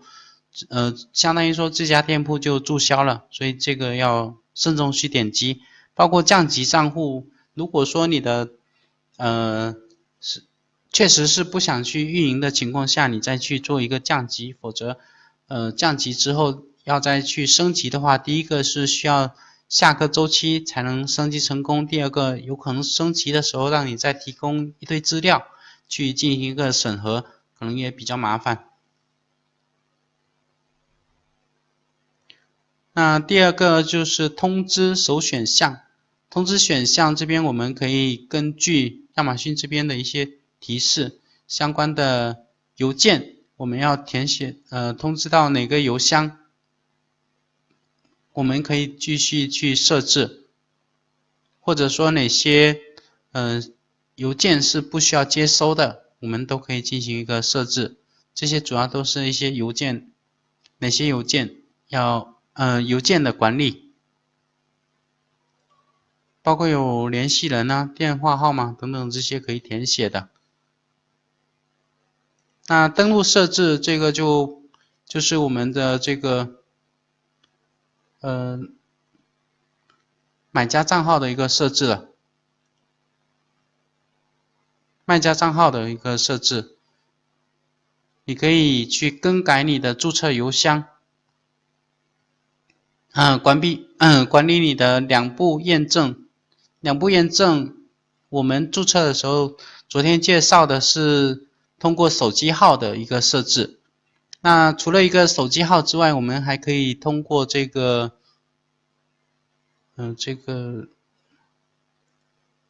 一个二维码的设置，但是这个二维码的话需要有一个手机号，那一个短信，那个手机号现在没有用，收不到那个设置，所以这个如果有需要的话，我们再单独介绍一下，做一个 PPT 发给大家。退货设置刚才有介绍过了，那接下来就是一个礼品选项。那假如说有些同学是做礼品类的，我们可以对这些礼品做一些包装。比如说你的产品有提供礼品包装，还有可以填写一些贺卡。比如说有些买家他们是想把这个产品买了去送给他的朋友啊、亲戚啊，作为一个生日礼物，或者说什么纪念日啊，或者是特别是有些国外的一些节日，比如说圣诞节这种，他们是有互相赠送礼物的一种习俗。那如果是做礼品类的话，在每年的10月份开始就会进入一个这个商品的一个旺季。那会有多旺呢？也就是前面1到9个月，可能销售额还没有后面的3个月的销售额的1/3吧。所以如果有想做礼品类的同学的话，对于这块的设置可以去研究一下，包括礼品的包装以及贺卡的填写。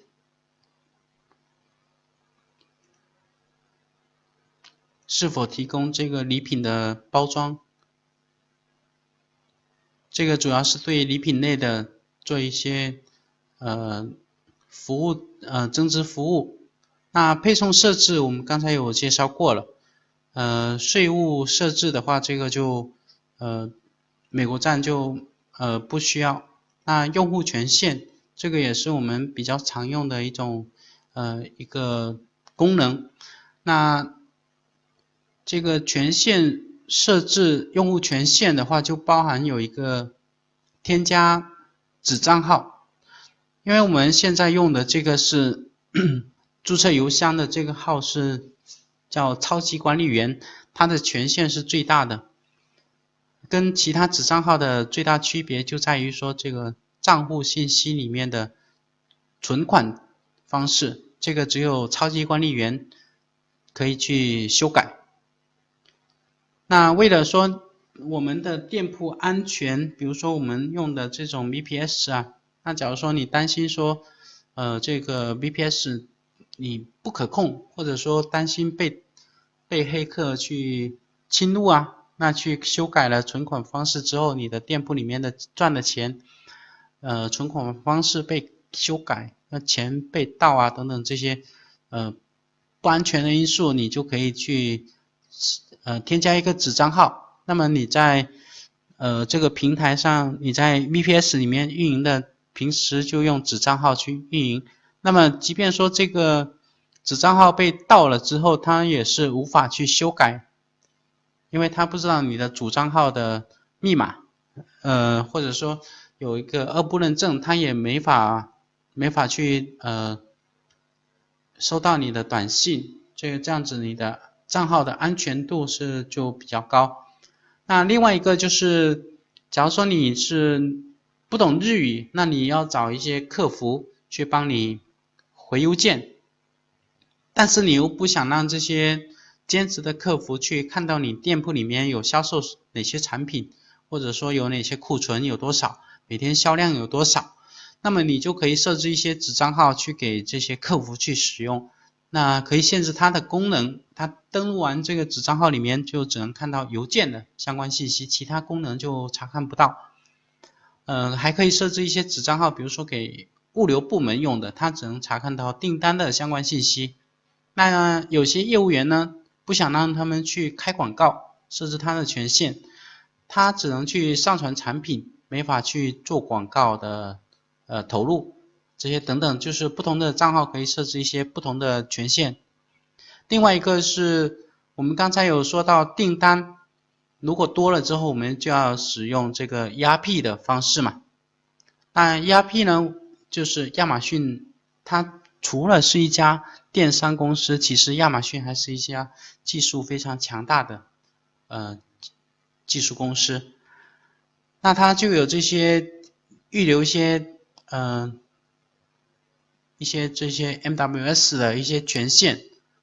我们可以通过这个授权给 ERP 跟我们的店铺进行一个对接，数据对接。我们通过 ERP 就可以导出订单相关情况，或者是你的库存文件，对库存进行一个编辑，通过 ERP 去编辑产品，同步到你的亚马逊店铺里面。那这样子的话，其实平时我们只要通过 ERP 就可以去管理多店铺，不需要去登录亚马逊后台，再去查看你的订单情况啊，或者广告情况，这些在 ERP 里面都可以进行管理的。特别是当你的订单多、店铺多的情况下，那么你要一个店铺一个店铺去登录查看数据，就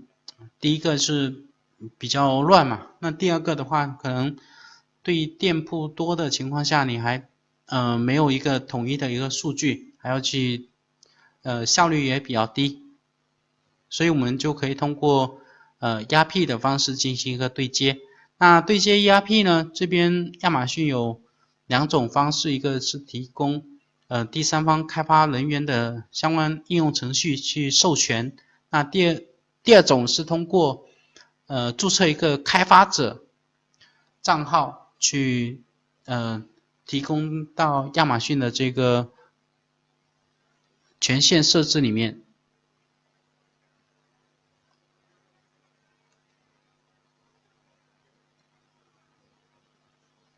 这个是之前已经有申请过了，有这2种方式。那目前有的新店铺的话，只有一种授权方式，就是这种 MWS 开发人员的访问密钥的方式。那如果有需要绑定店铺的话，其实如果有购买了 ERP 之后，那个 ERP 服务商基本上都会把这个添加的方式发给大家，可以去按步骤操作就可以了。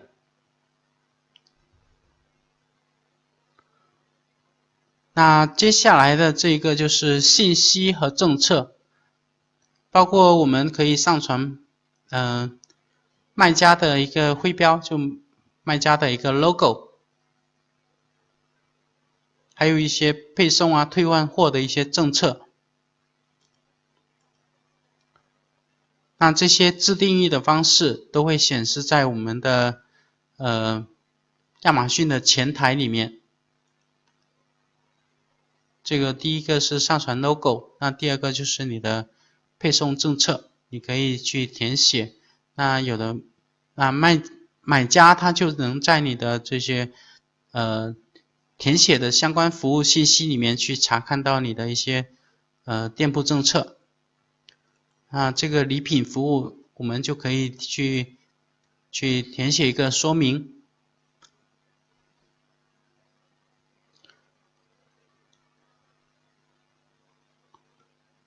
那当然我们填写这些数据的时候都是采用当地国的语言去编辑的，比如说美国站就用英文，日本站用日语去填写，以及常见问题的一个解答，可以填写固定的一些问答的方式。比如说这边有个示例问题，如何确保发出商品完整无缺的到达顾客手中？那这个就是会有一个回答，就直接把问答填写上，客人也能直接看到。还有一个自定义的帮助界面，这些都可以自己去编写。其实就是一个卖家介绍的一个详情页，包含有一些认证也可以去提供。比如说做食品啊，或者做一些生活用品啊等等这些一些商品的相关认证，也可以去提供。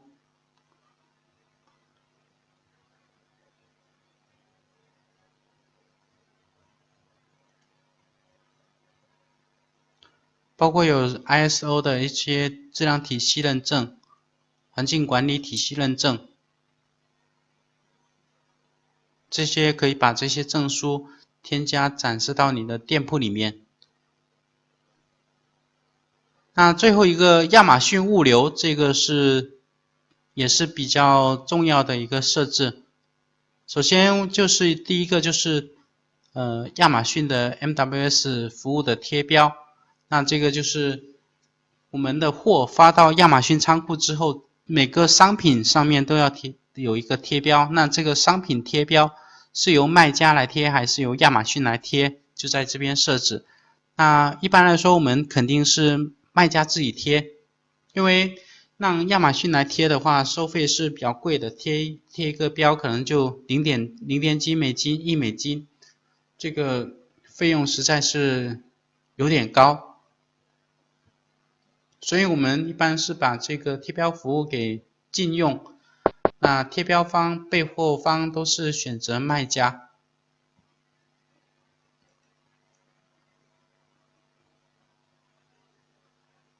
这个也是店铺开通之后第一步要设置的。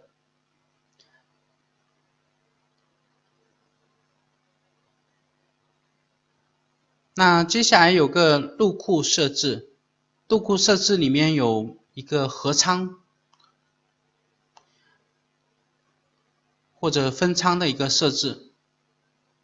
也就是我们的如果没有进行一个设置的话，它是默认的是分配到亚马逊不同的仓库。那比如说你这次可能只发个20几公斤的产品，那如果是没有进行一个合仓设置的情况下，亚马逊有可能把你的产品分到美国的多个仓库。那这样子的话分成2个或者3个仓库。那如果有联系过这些物流商的同学可能就会清楚了，就是一般来说21公斤以上，每公斤的运费就30多块，如果低于21公斤一般算下来的话每公斤要60-70块。所以我们一般来说发货都希望是一票给它做到21公斤以上去发货，但是我们的货已经准备了21公斤以上，那亚马逊又帮我们把货发到不同的仓库，那这样子就尴尬了，就每个仓库平均下来，或者说每个仓库去分摊一下，最少假如说分了2个仓库，那一个仓库就肯定不到21公斤了，那这样子我们的快递费又增加了，所以如果你的货量不是很多的情况下，按照亚马逊的规则有一个方式，就是可以选择合仓方式。那么这些所有，这个可能看得不清楚，这样应该可以看清楚了。那在货件创建过程中，亚马逊将单个卖家的 SKU 的所有数量分配给单个运营中心。那这个运营中心指的就是亚马逊的仓库，把你所有产品发到一个仓库。那这时候问题又来了，这个合仓的情况下，每个商品又要收 0.3 美金呢，所以这时候我们就要做一个简单计算。假如说我们的产品如果不合仓的情况下，它这个写得很复杂，一个是已分配的库存布局，一个是库存配置服务。那我们简单来说就是一个上面的叫分仓，下面的叫合仓。那进行分仓的设置的情况下，有可能就是物流费比较贵，那我们可以算一下分仓情况下物流费多少。那合仓就是每个商品 0.3 美金，比如说你发了50个商品，那50个商品乘以 0.3 就是15美金嘛，15美金乘以7大约就是人民币100块。那分仓的情况下，这个运费肯定多100块。那假如说我们的产品不是很多的情况下，我们可能就选择这个合仓的方式，多100块，一个商品多2块钱，那其实还是可以接受的。所以这个就看具体情况。那如果说你发的商品是比较轻的，一次发了600个，那如果是 0.3 美金的话，这就要180美金。那180乘以7就大约需要1000多了，1200多人民币。那在如果分仓的情况下，你的物流费可能多个五六百块，那分仓要多1200多。那如果这种情况的话，我们可能就选择分仓的方式。另外一个就是通过分仓的方式，有可能我们还有一些小技巧，比如说你这次要发300个商品，300个20几公斤，那么我们可以填写600个或者800个。那这种情况下，亚马逊有可能帮我们把你所需要发的这300个商品发到一个仓库，那另外这个500个发到另外一个仓库，那么我们就可以先发这个300个商品发到一个仓库，这就解决了我们既不合仓就不需要付这个合仓费。那每个仓库的发往每个仓库的重量又高于21公斤。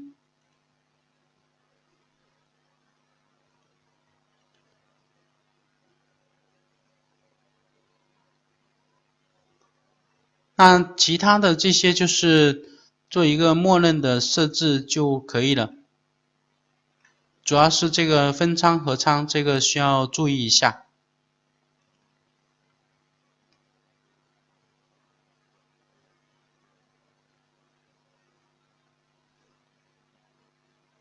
那其他的这些基本上就是默认设置，没有太大问题。那这个重新包装不可售的，这个一般来说我们可以选择启用，就是刚才有介绍过的，有些买家他把商品收到货之后又退回去之后有些包装已经损坏了，或者说那个贴标签已经损坏了，就不可售。我们这时候可以跟客服沟通，帮我们重新打个标。可能那一美金总比这个货不要了好嘛，一美金的话就几块钱嘛，再贴一下标就又可售了。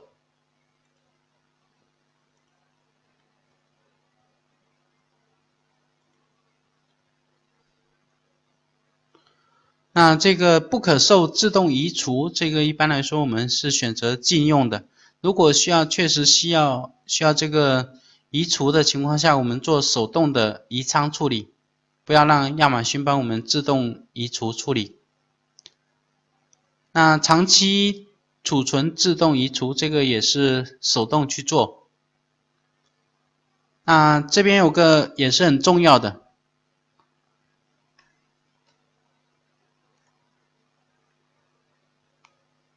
这个条码首选项我们一定要选择亚马逊条码。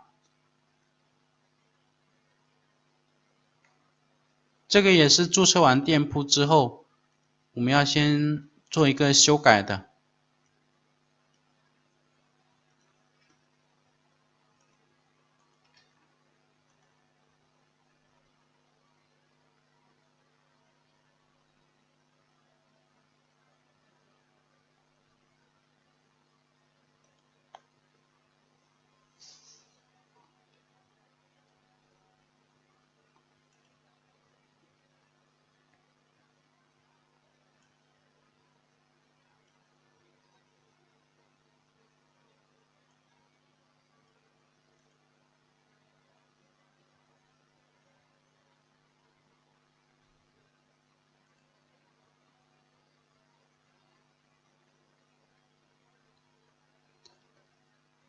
那多渠道配送这个，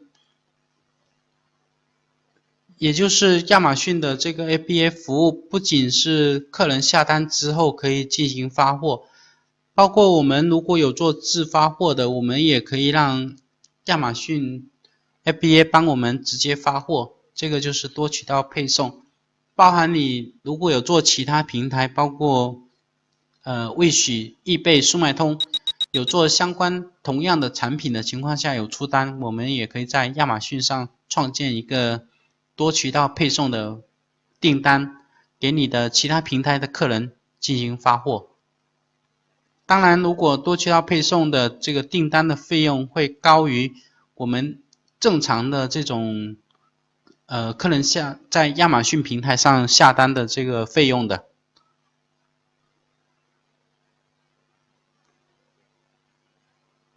那这个商品支持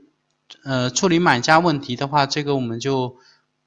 不用管它了。也就是当你的产品已经发了 FBA 之后，这些售后问题、客服问题都由亚马逊帮你直接解决了。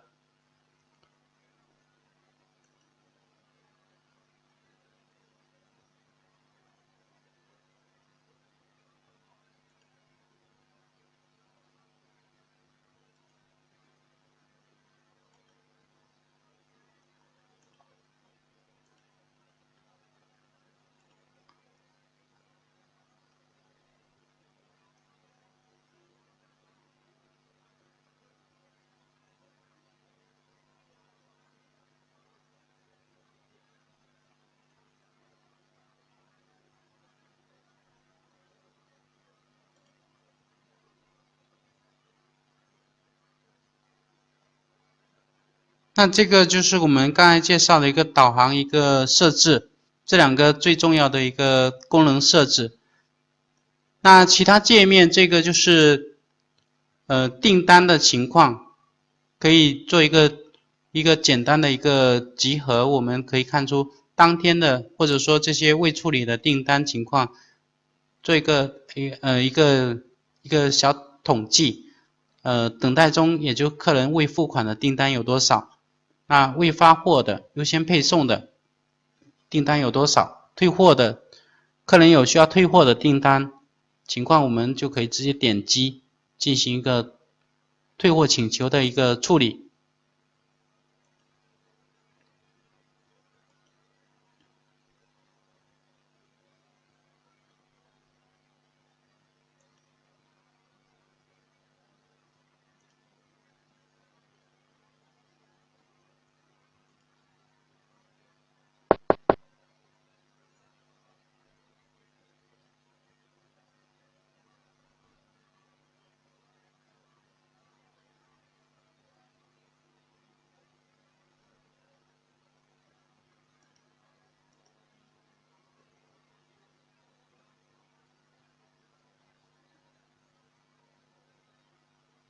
那接下来的这个板块是店铺的绩效。店铺绩效包含有买家信息，也就是最显示的是未回复的买家信息。那买家信息底下还会有显示24小时以内未回复的有多少，超过24小时的有多少。那如果有买家信息的话，按照亚马逊的要求的话，是24小时以内必须回复的。那还有一个是亚马逊商城交易索赔以及信用卡拒付索赔的数量，那如果有的话，就要及时去处理。买家反馈，这个就是对店铺的评价。那这里面有一些新闻，或者说有一些通知，包括亚马逊的系统也时不时的会进行一些系统维护。我们要如果还没有 ERP 的情况下，我们要经常去关注这个信息，它会提前通知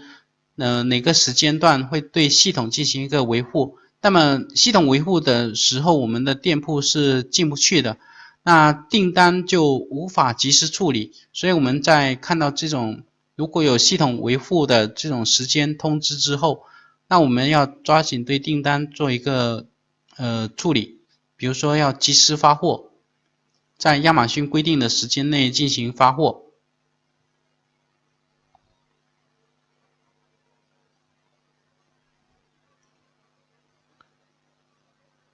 那接下来这块亚马逊的销售指导这块我们一般也是用的比较少。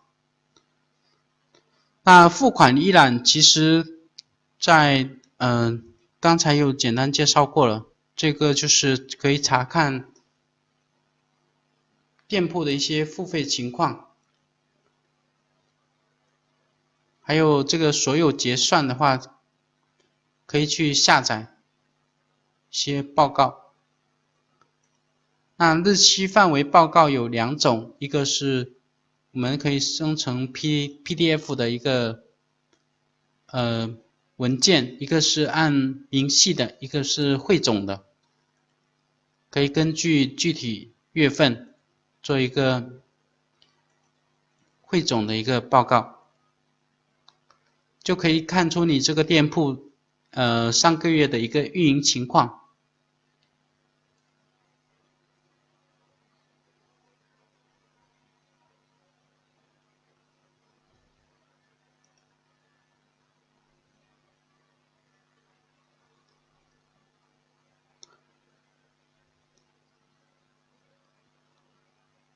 那在接下来这个管理你的问题日志这一块，主要是跟如果平时运营过程中有一些问题需要跟亚马逊的客服进行沟通，这种就可以通过这个入口去提交。那如果已经有提交过的问题，亚马逊有回复的情况下，我们就可以在这里面去查看一些这些问题的回复情况。这边问题也是有分类，我们可以按照分类去查看。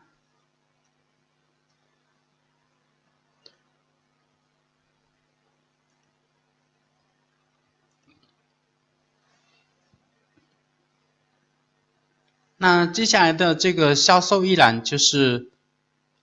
最近30天里面的销售总额以及销售的数量，15天的销售总额、销售数量，做一个简单的统计查看。那这边还有个卖家论坛，如果有时间的同学可以去了解一下这块信息。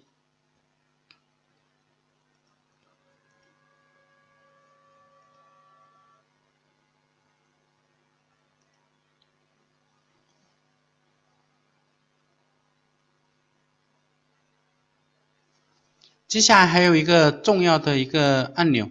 就在左下方有个获得支持，获得支持点开之后有个联系我们，这个就是联系亚马逊的客服，联系卖家支持。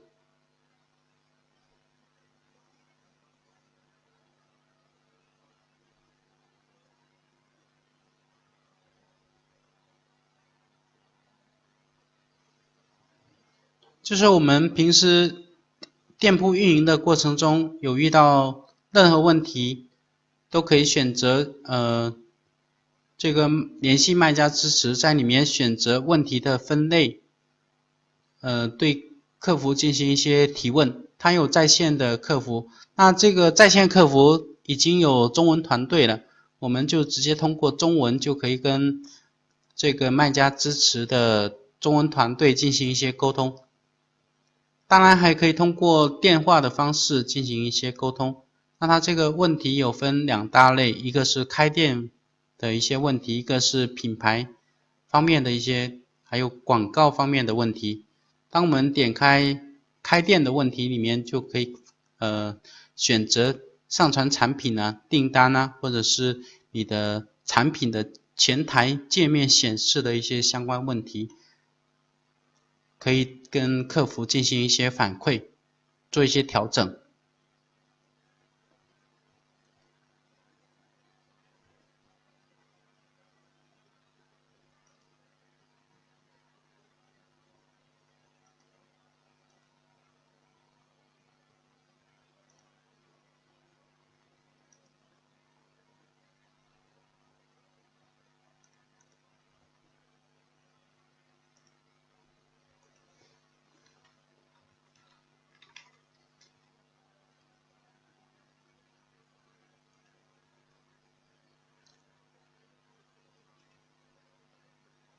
那我们可以在我要开店里面，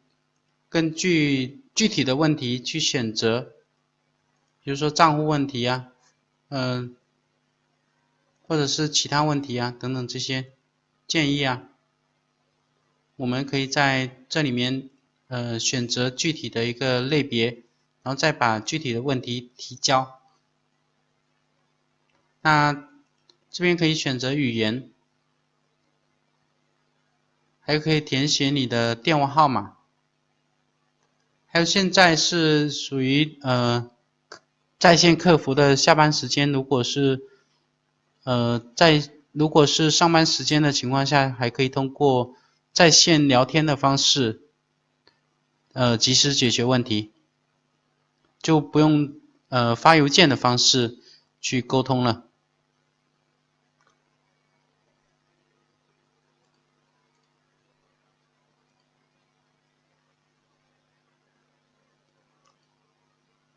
这个就是亚马逊后台的一些相关简单介绍。那我们今天晚上的课程主要就是这些内容，谢谢大家。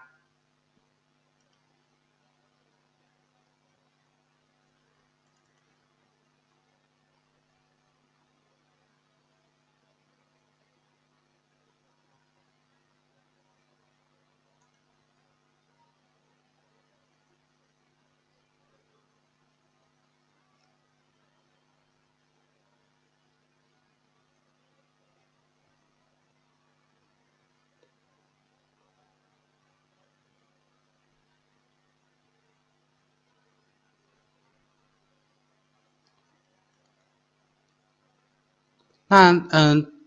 关于今天晚上的这些课程，大家有什么疑问可以提出来？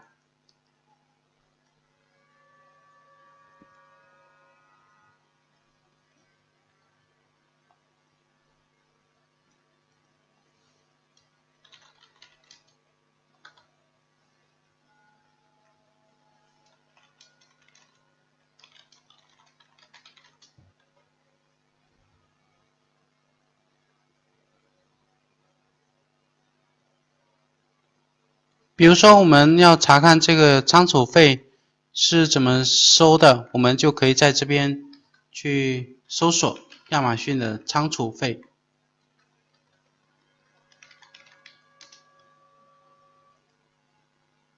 这种就是亚马逊的一些政策的问题，我们就可以在这边去搜索。那这里面出来的就非常的详细，它包含有月度的仓储费，还有长期的仓储费。那19年呢，对于长期仓储费有做一个变更，这个是需要大家注意的。以前是长期仓储费是半年付一次，那19年开始的话就是按月收。那按月收还要按照它的尺寸大小去收费。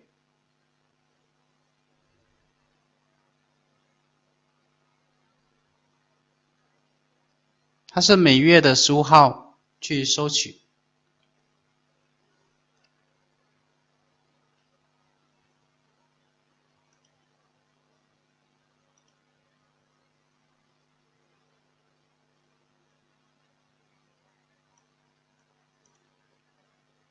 测试环境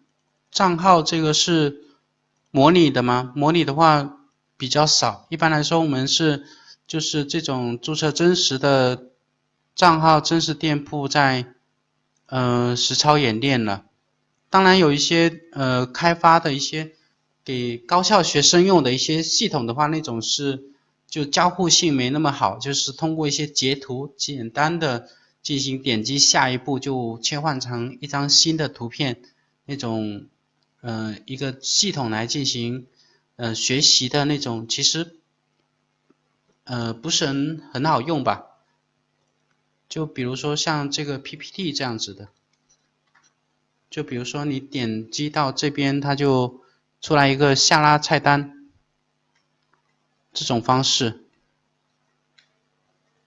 它不是真实的一个模拟系统，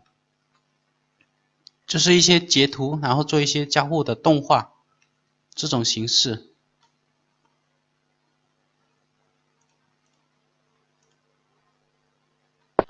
那 ERP 呢？我们公司的 ERP 是自己开发的。那市场上其实有很多，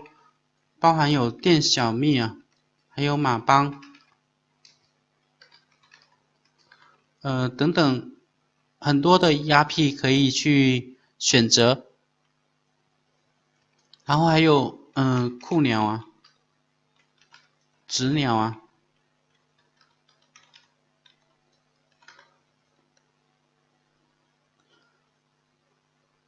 因为自己开发的话会，对于自己来说会比较适用嘛。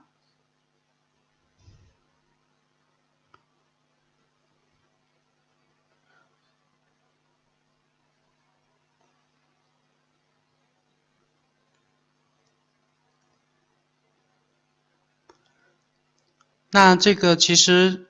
用前面这两个软件的会相对来说会多一些，还有一个是芒果店长啊等等一些 ERP 也都可以用。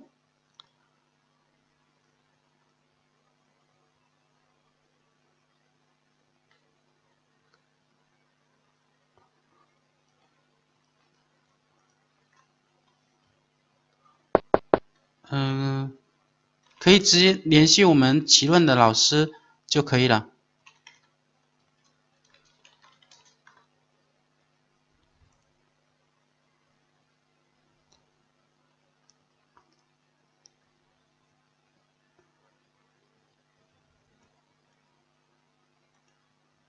这个未来市场不好预测，但是按照我们自己的理解的话，如果跟国内电商去对比的话，现在的亚马逊应该是处于10年前后的一个淘宝的一个阶段，所以现在大家去接触亚马逊的话还不算晚吧。其实做这些国内电商的话，我们有同学他们也是16年才开始去做天猫，那16年没有怎么赚钱，那17年也是有做了几千万这样子的一个销售额。那亚马逊呢，它这个平台会相对来说会比较公正公平吧。不管是多大的账号，比如说有一些是月销售额几百万美金的一个店铺，那存在一些违规的行为也是杀无赦的，不会因为你这个店铺做得比较好。那成功的案例就是其实也是通过失败的案例去总结出来的吧。比如说选品呢，你要找出一个爆款，也不是一下子就能找出一个爆款来的。比如说你要做，比如说我们做服装比较多，PPT 可以分享的。比如说我们做服装比较多，刚开始做服装其实也包括这种婚纱礼服也会去做。那婚纱礼服，特别是礼服类的这种，国内像苏州那边有个产业带嘛，做的比较便宜，一件就几十块。那在亚马逊上其实可以卖几十美金，一件利润还是有200-300吧。那刚开始觉得这个利润可能还不错吧，那去做这个伴娘礼服嘛这种。那其实美国人他们也没有像我们其实以前书本上学的那种高度自觉啊等等那种高尚品德情操，那他们也照样也会说，因为这种礼服其实就婚礼的时候穿一下也就没有用了。那这种礼服的退货率其实还是蛮高的，达到20%几、30多。那后来算了一下下来，其实也是没有怎么赚钱的。后来我们也就把这个婚纱也就没有再继续做了。当然，这个婚纱也不是说不能做，婚纱礼服这一块其实在服装它属于服装，但是又属于一个独立的市场出来，其实这块的市场也是非常大，只是说我们在婚纱这一块做的不是很好。新手一般来说，我们是建议大家先做自发货，那每天有出单了之后，去关注流量转化率。有出单了之后，我们再去发 FBA。发 FBA 如果是做服饰类的话，我们是建议是颜色尺码去发货。比如说你有3个颜色，5个尺码，那就是15个 SKU。颜色的话，我们一般比如说黑色、酒红色，还有宝蓝色，这些美国人他们比较喜欢的这些颜色会发多一点。那白色这种呢，我们比较不爱做，因为白色这种如果衣服上有脏了一点的话，就很明显。那这个自己去清理的话，这个工作量会比较大。产品比较好做，如果说你的投入要比较小的情况下，建议可以做一些义乌商品、义乌小商品，比如说墙贴啊，有的就几块钱啊，可以卖几美金啊那种，就意思就是说你投入就可能采购价就几块钱，但是你的利润可能有10几块，就小投入大回报嘛。那运费就是刚才说的那个，可以用义乌宝去发货。就按克重，比如说100克就是乘以6分5，6分5再乘以再加15块就是21块，就相当于是3美金嘛。那家居市场我们其实有做一部分，就是做一些装饰类的，还有这个日用品类的。家居类的，其实我们可以根据美国人他们的一个家居情况，或者说我们的这个，那肯定是不止5美金啊，一般是卖7-8美金啊这样子。因为亚马逊的佣金是15%嘛，15%的话，如果不足1美金，它就抽1美金，是10几，是人民币10几块，不是10几美金。那这个家居市场呢，我们可以根据这些房间，比如说卫生间、厨房，还有你的客厅、卧室，还有餐厅等等这些不同的房间去做一些商品。那另外一个就是美国人他们其实有很多是有那个小院子的，院子的话会有一些这些植物类的，或者说这些院子花园的一些摆件。那摆件呢，比如说他们喜欢一些猫头鹰元素，那你从猫头鹰这个元素呢，可以做一些猫头鹰的花盆啊，或者说猫头鹰的一些这些摆件。因为猫头鹰呢，其实在中国属于一个大家都不太喜欢的一种动物。那在美国呢，它们属于一种类似于说一个吉祥物吧，这样子。多少金额快速销售这种，就是一般来说$10以下的产品就销量还是比较大的，但是你$10以下的商品就如果要去做广告的话，就相对来说就比较不好做，因为到时候你做广告的情况下，你的 across 就比较难操作，除非你的转化率比较高。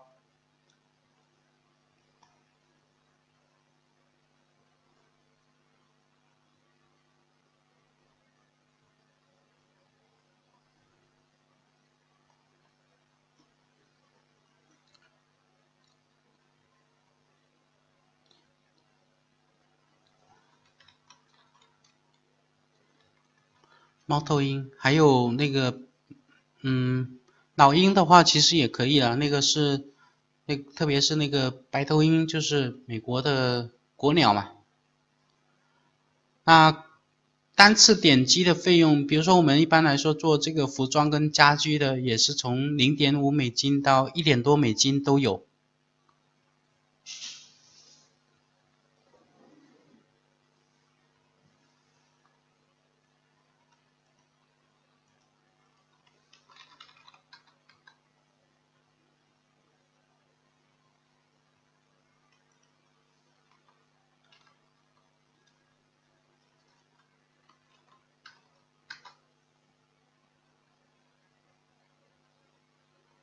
其实我们可以看到这种猫头鹰的相关元素，在美国台是比较喜欢的、受欢迎的，各种产品都可以做。这种就是通过一个主题去开发不同的产品，而且这种都是我们可以看到这个 review 都是比较多的，大家有兴趣的可以去研究一下，各种产品都可以做。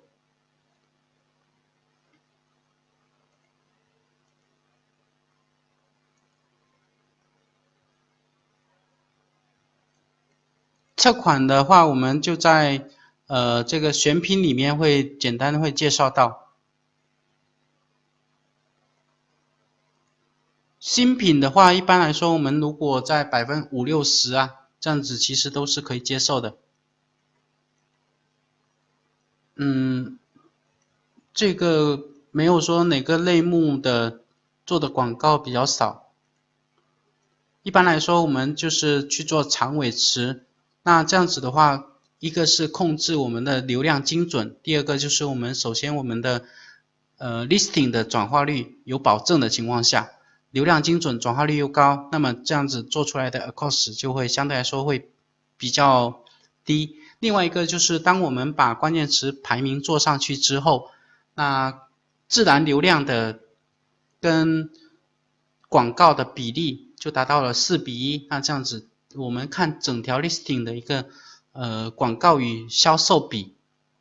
不超过10%，或者控制在7%以内，这样子就会达到一个比较理想的状态，而不是说一直去关注广告。广告的话，我们是作为一个前面做产品开发或者说这个关键词提升的一个辅助工具。是的，你做大词，除非就是说你做这个高压锅、电饭锅这种，就是除了大词，你也没有其他的可以想到的一些长尾词，就很精准。或者电风扇啊，电风扇可能有挂壁式的或者落地式的这种词可以去做。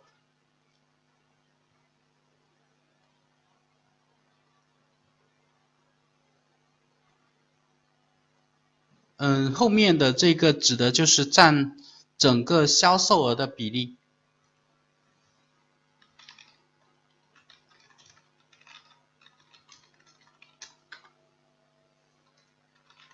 前面的是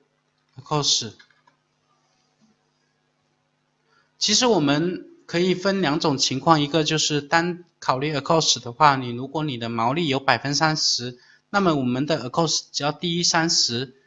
就可以接受了，因为我们所做的这个广告所带来的销售额，在不考虑退货成本的情况下，做广告已经是直接是至少不说赚钱，也就是不亏钱嘛，已经能带来自然流量，所以这个广告我们一般来说是觉得是是比较值得做的。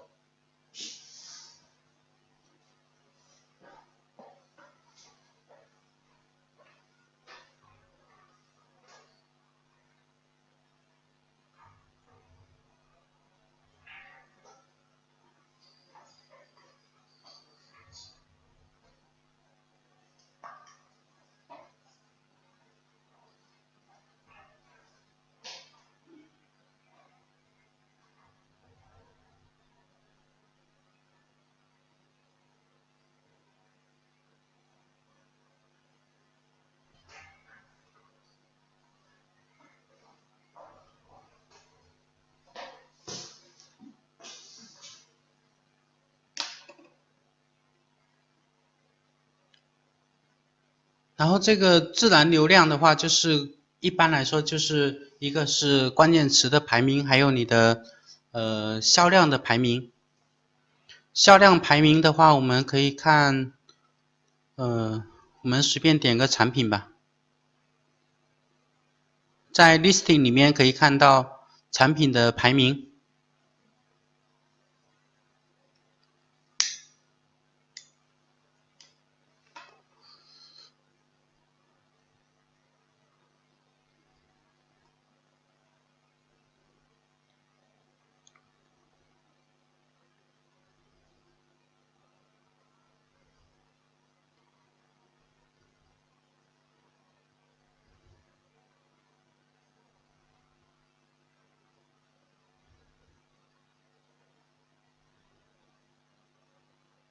那比如说这款产品在不同类目的这些排名，那产品类目的排名其实是产品的一个销量的一个反应。那它这个排名呢，是每个小时都会在波动的，每个小时的排名都有在做变化。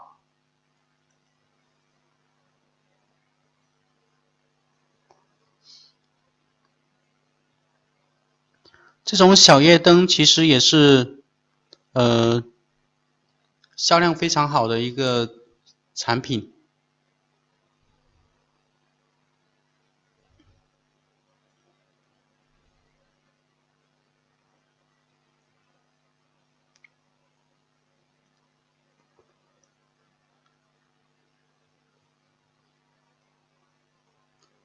那这个刷单也是一种辅助的方式嘛。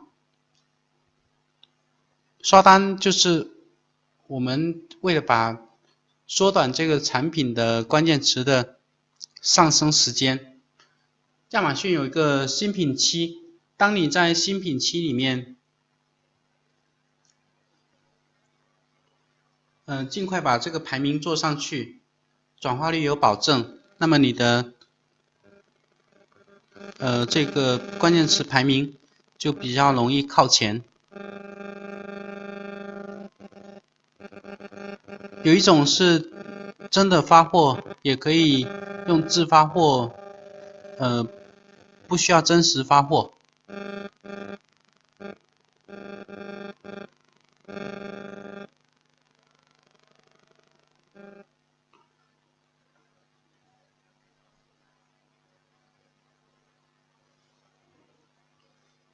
数据分析软件，其实我们那天介绍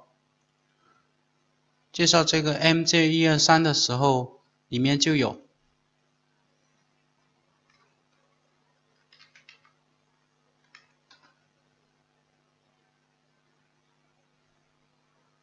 比如说这个 Django Source，里面的这些常用工具，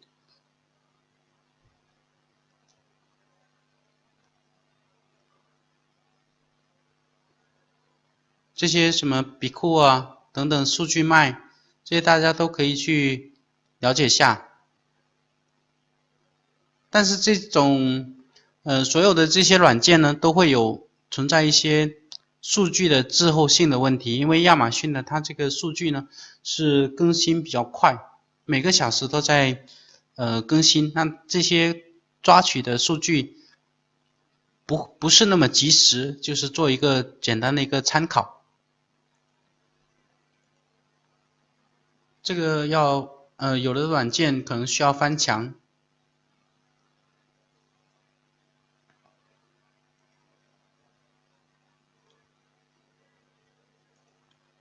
所有的相关东西在这个MJ123里面，大家都可以去查看到。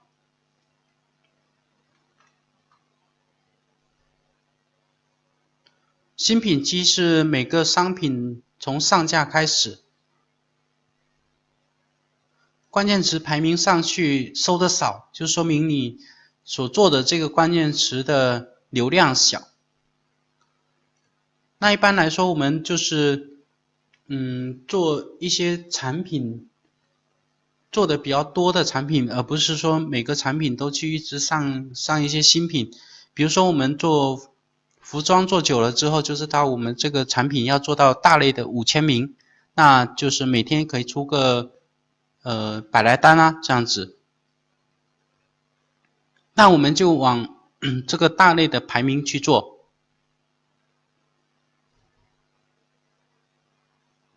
就现在用软件用的比较少了，主要是从产品的排名还有关键词的排名去卡位。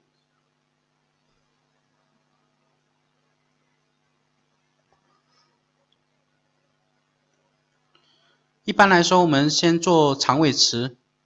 那长尾词的布局在我们的优化里面会介绍到。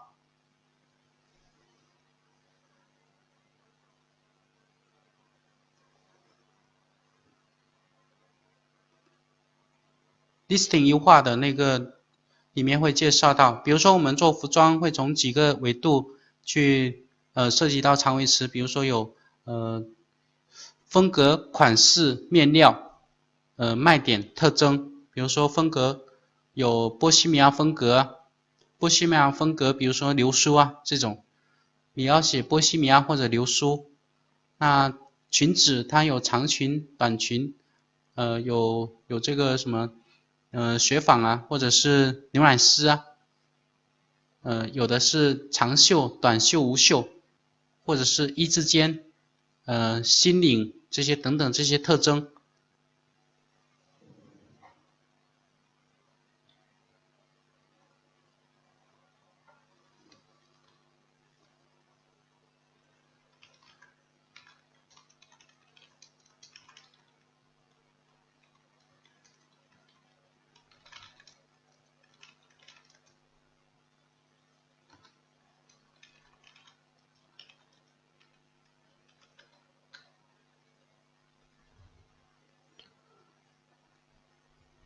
搜索习惯的话，我们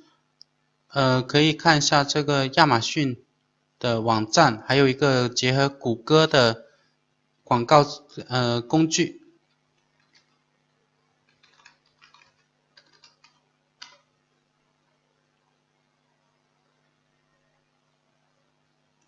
比如说我们查询一个亚马逊这边会有一个下拉框。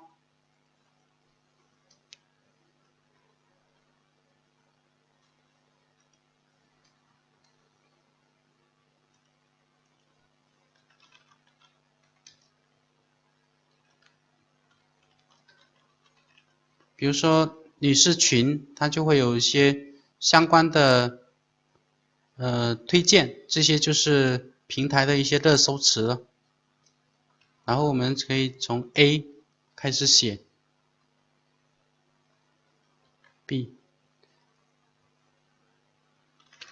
那我们找到一个词之后，比如说跟你的产品比较适合的，再写一个单词下去，那这样子就能组成一个长尾词。这些都是搜索量比较大的词，会有一些联想词汇出来。这个也是一个关键词的一个方式。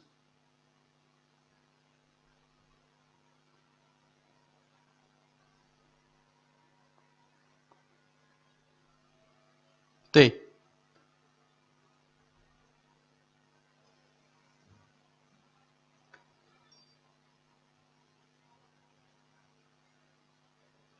对，然后可以做成一个树状图。查关键词就用谷歌的关键词工具。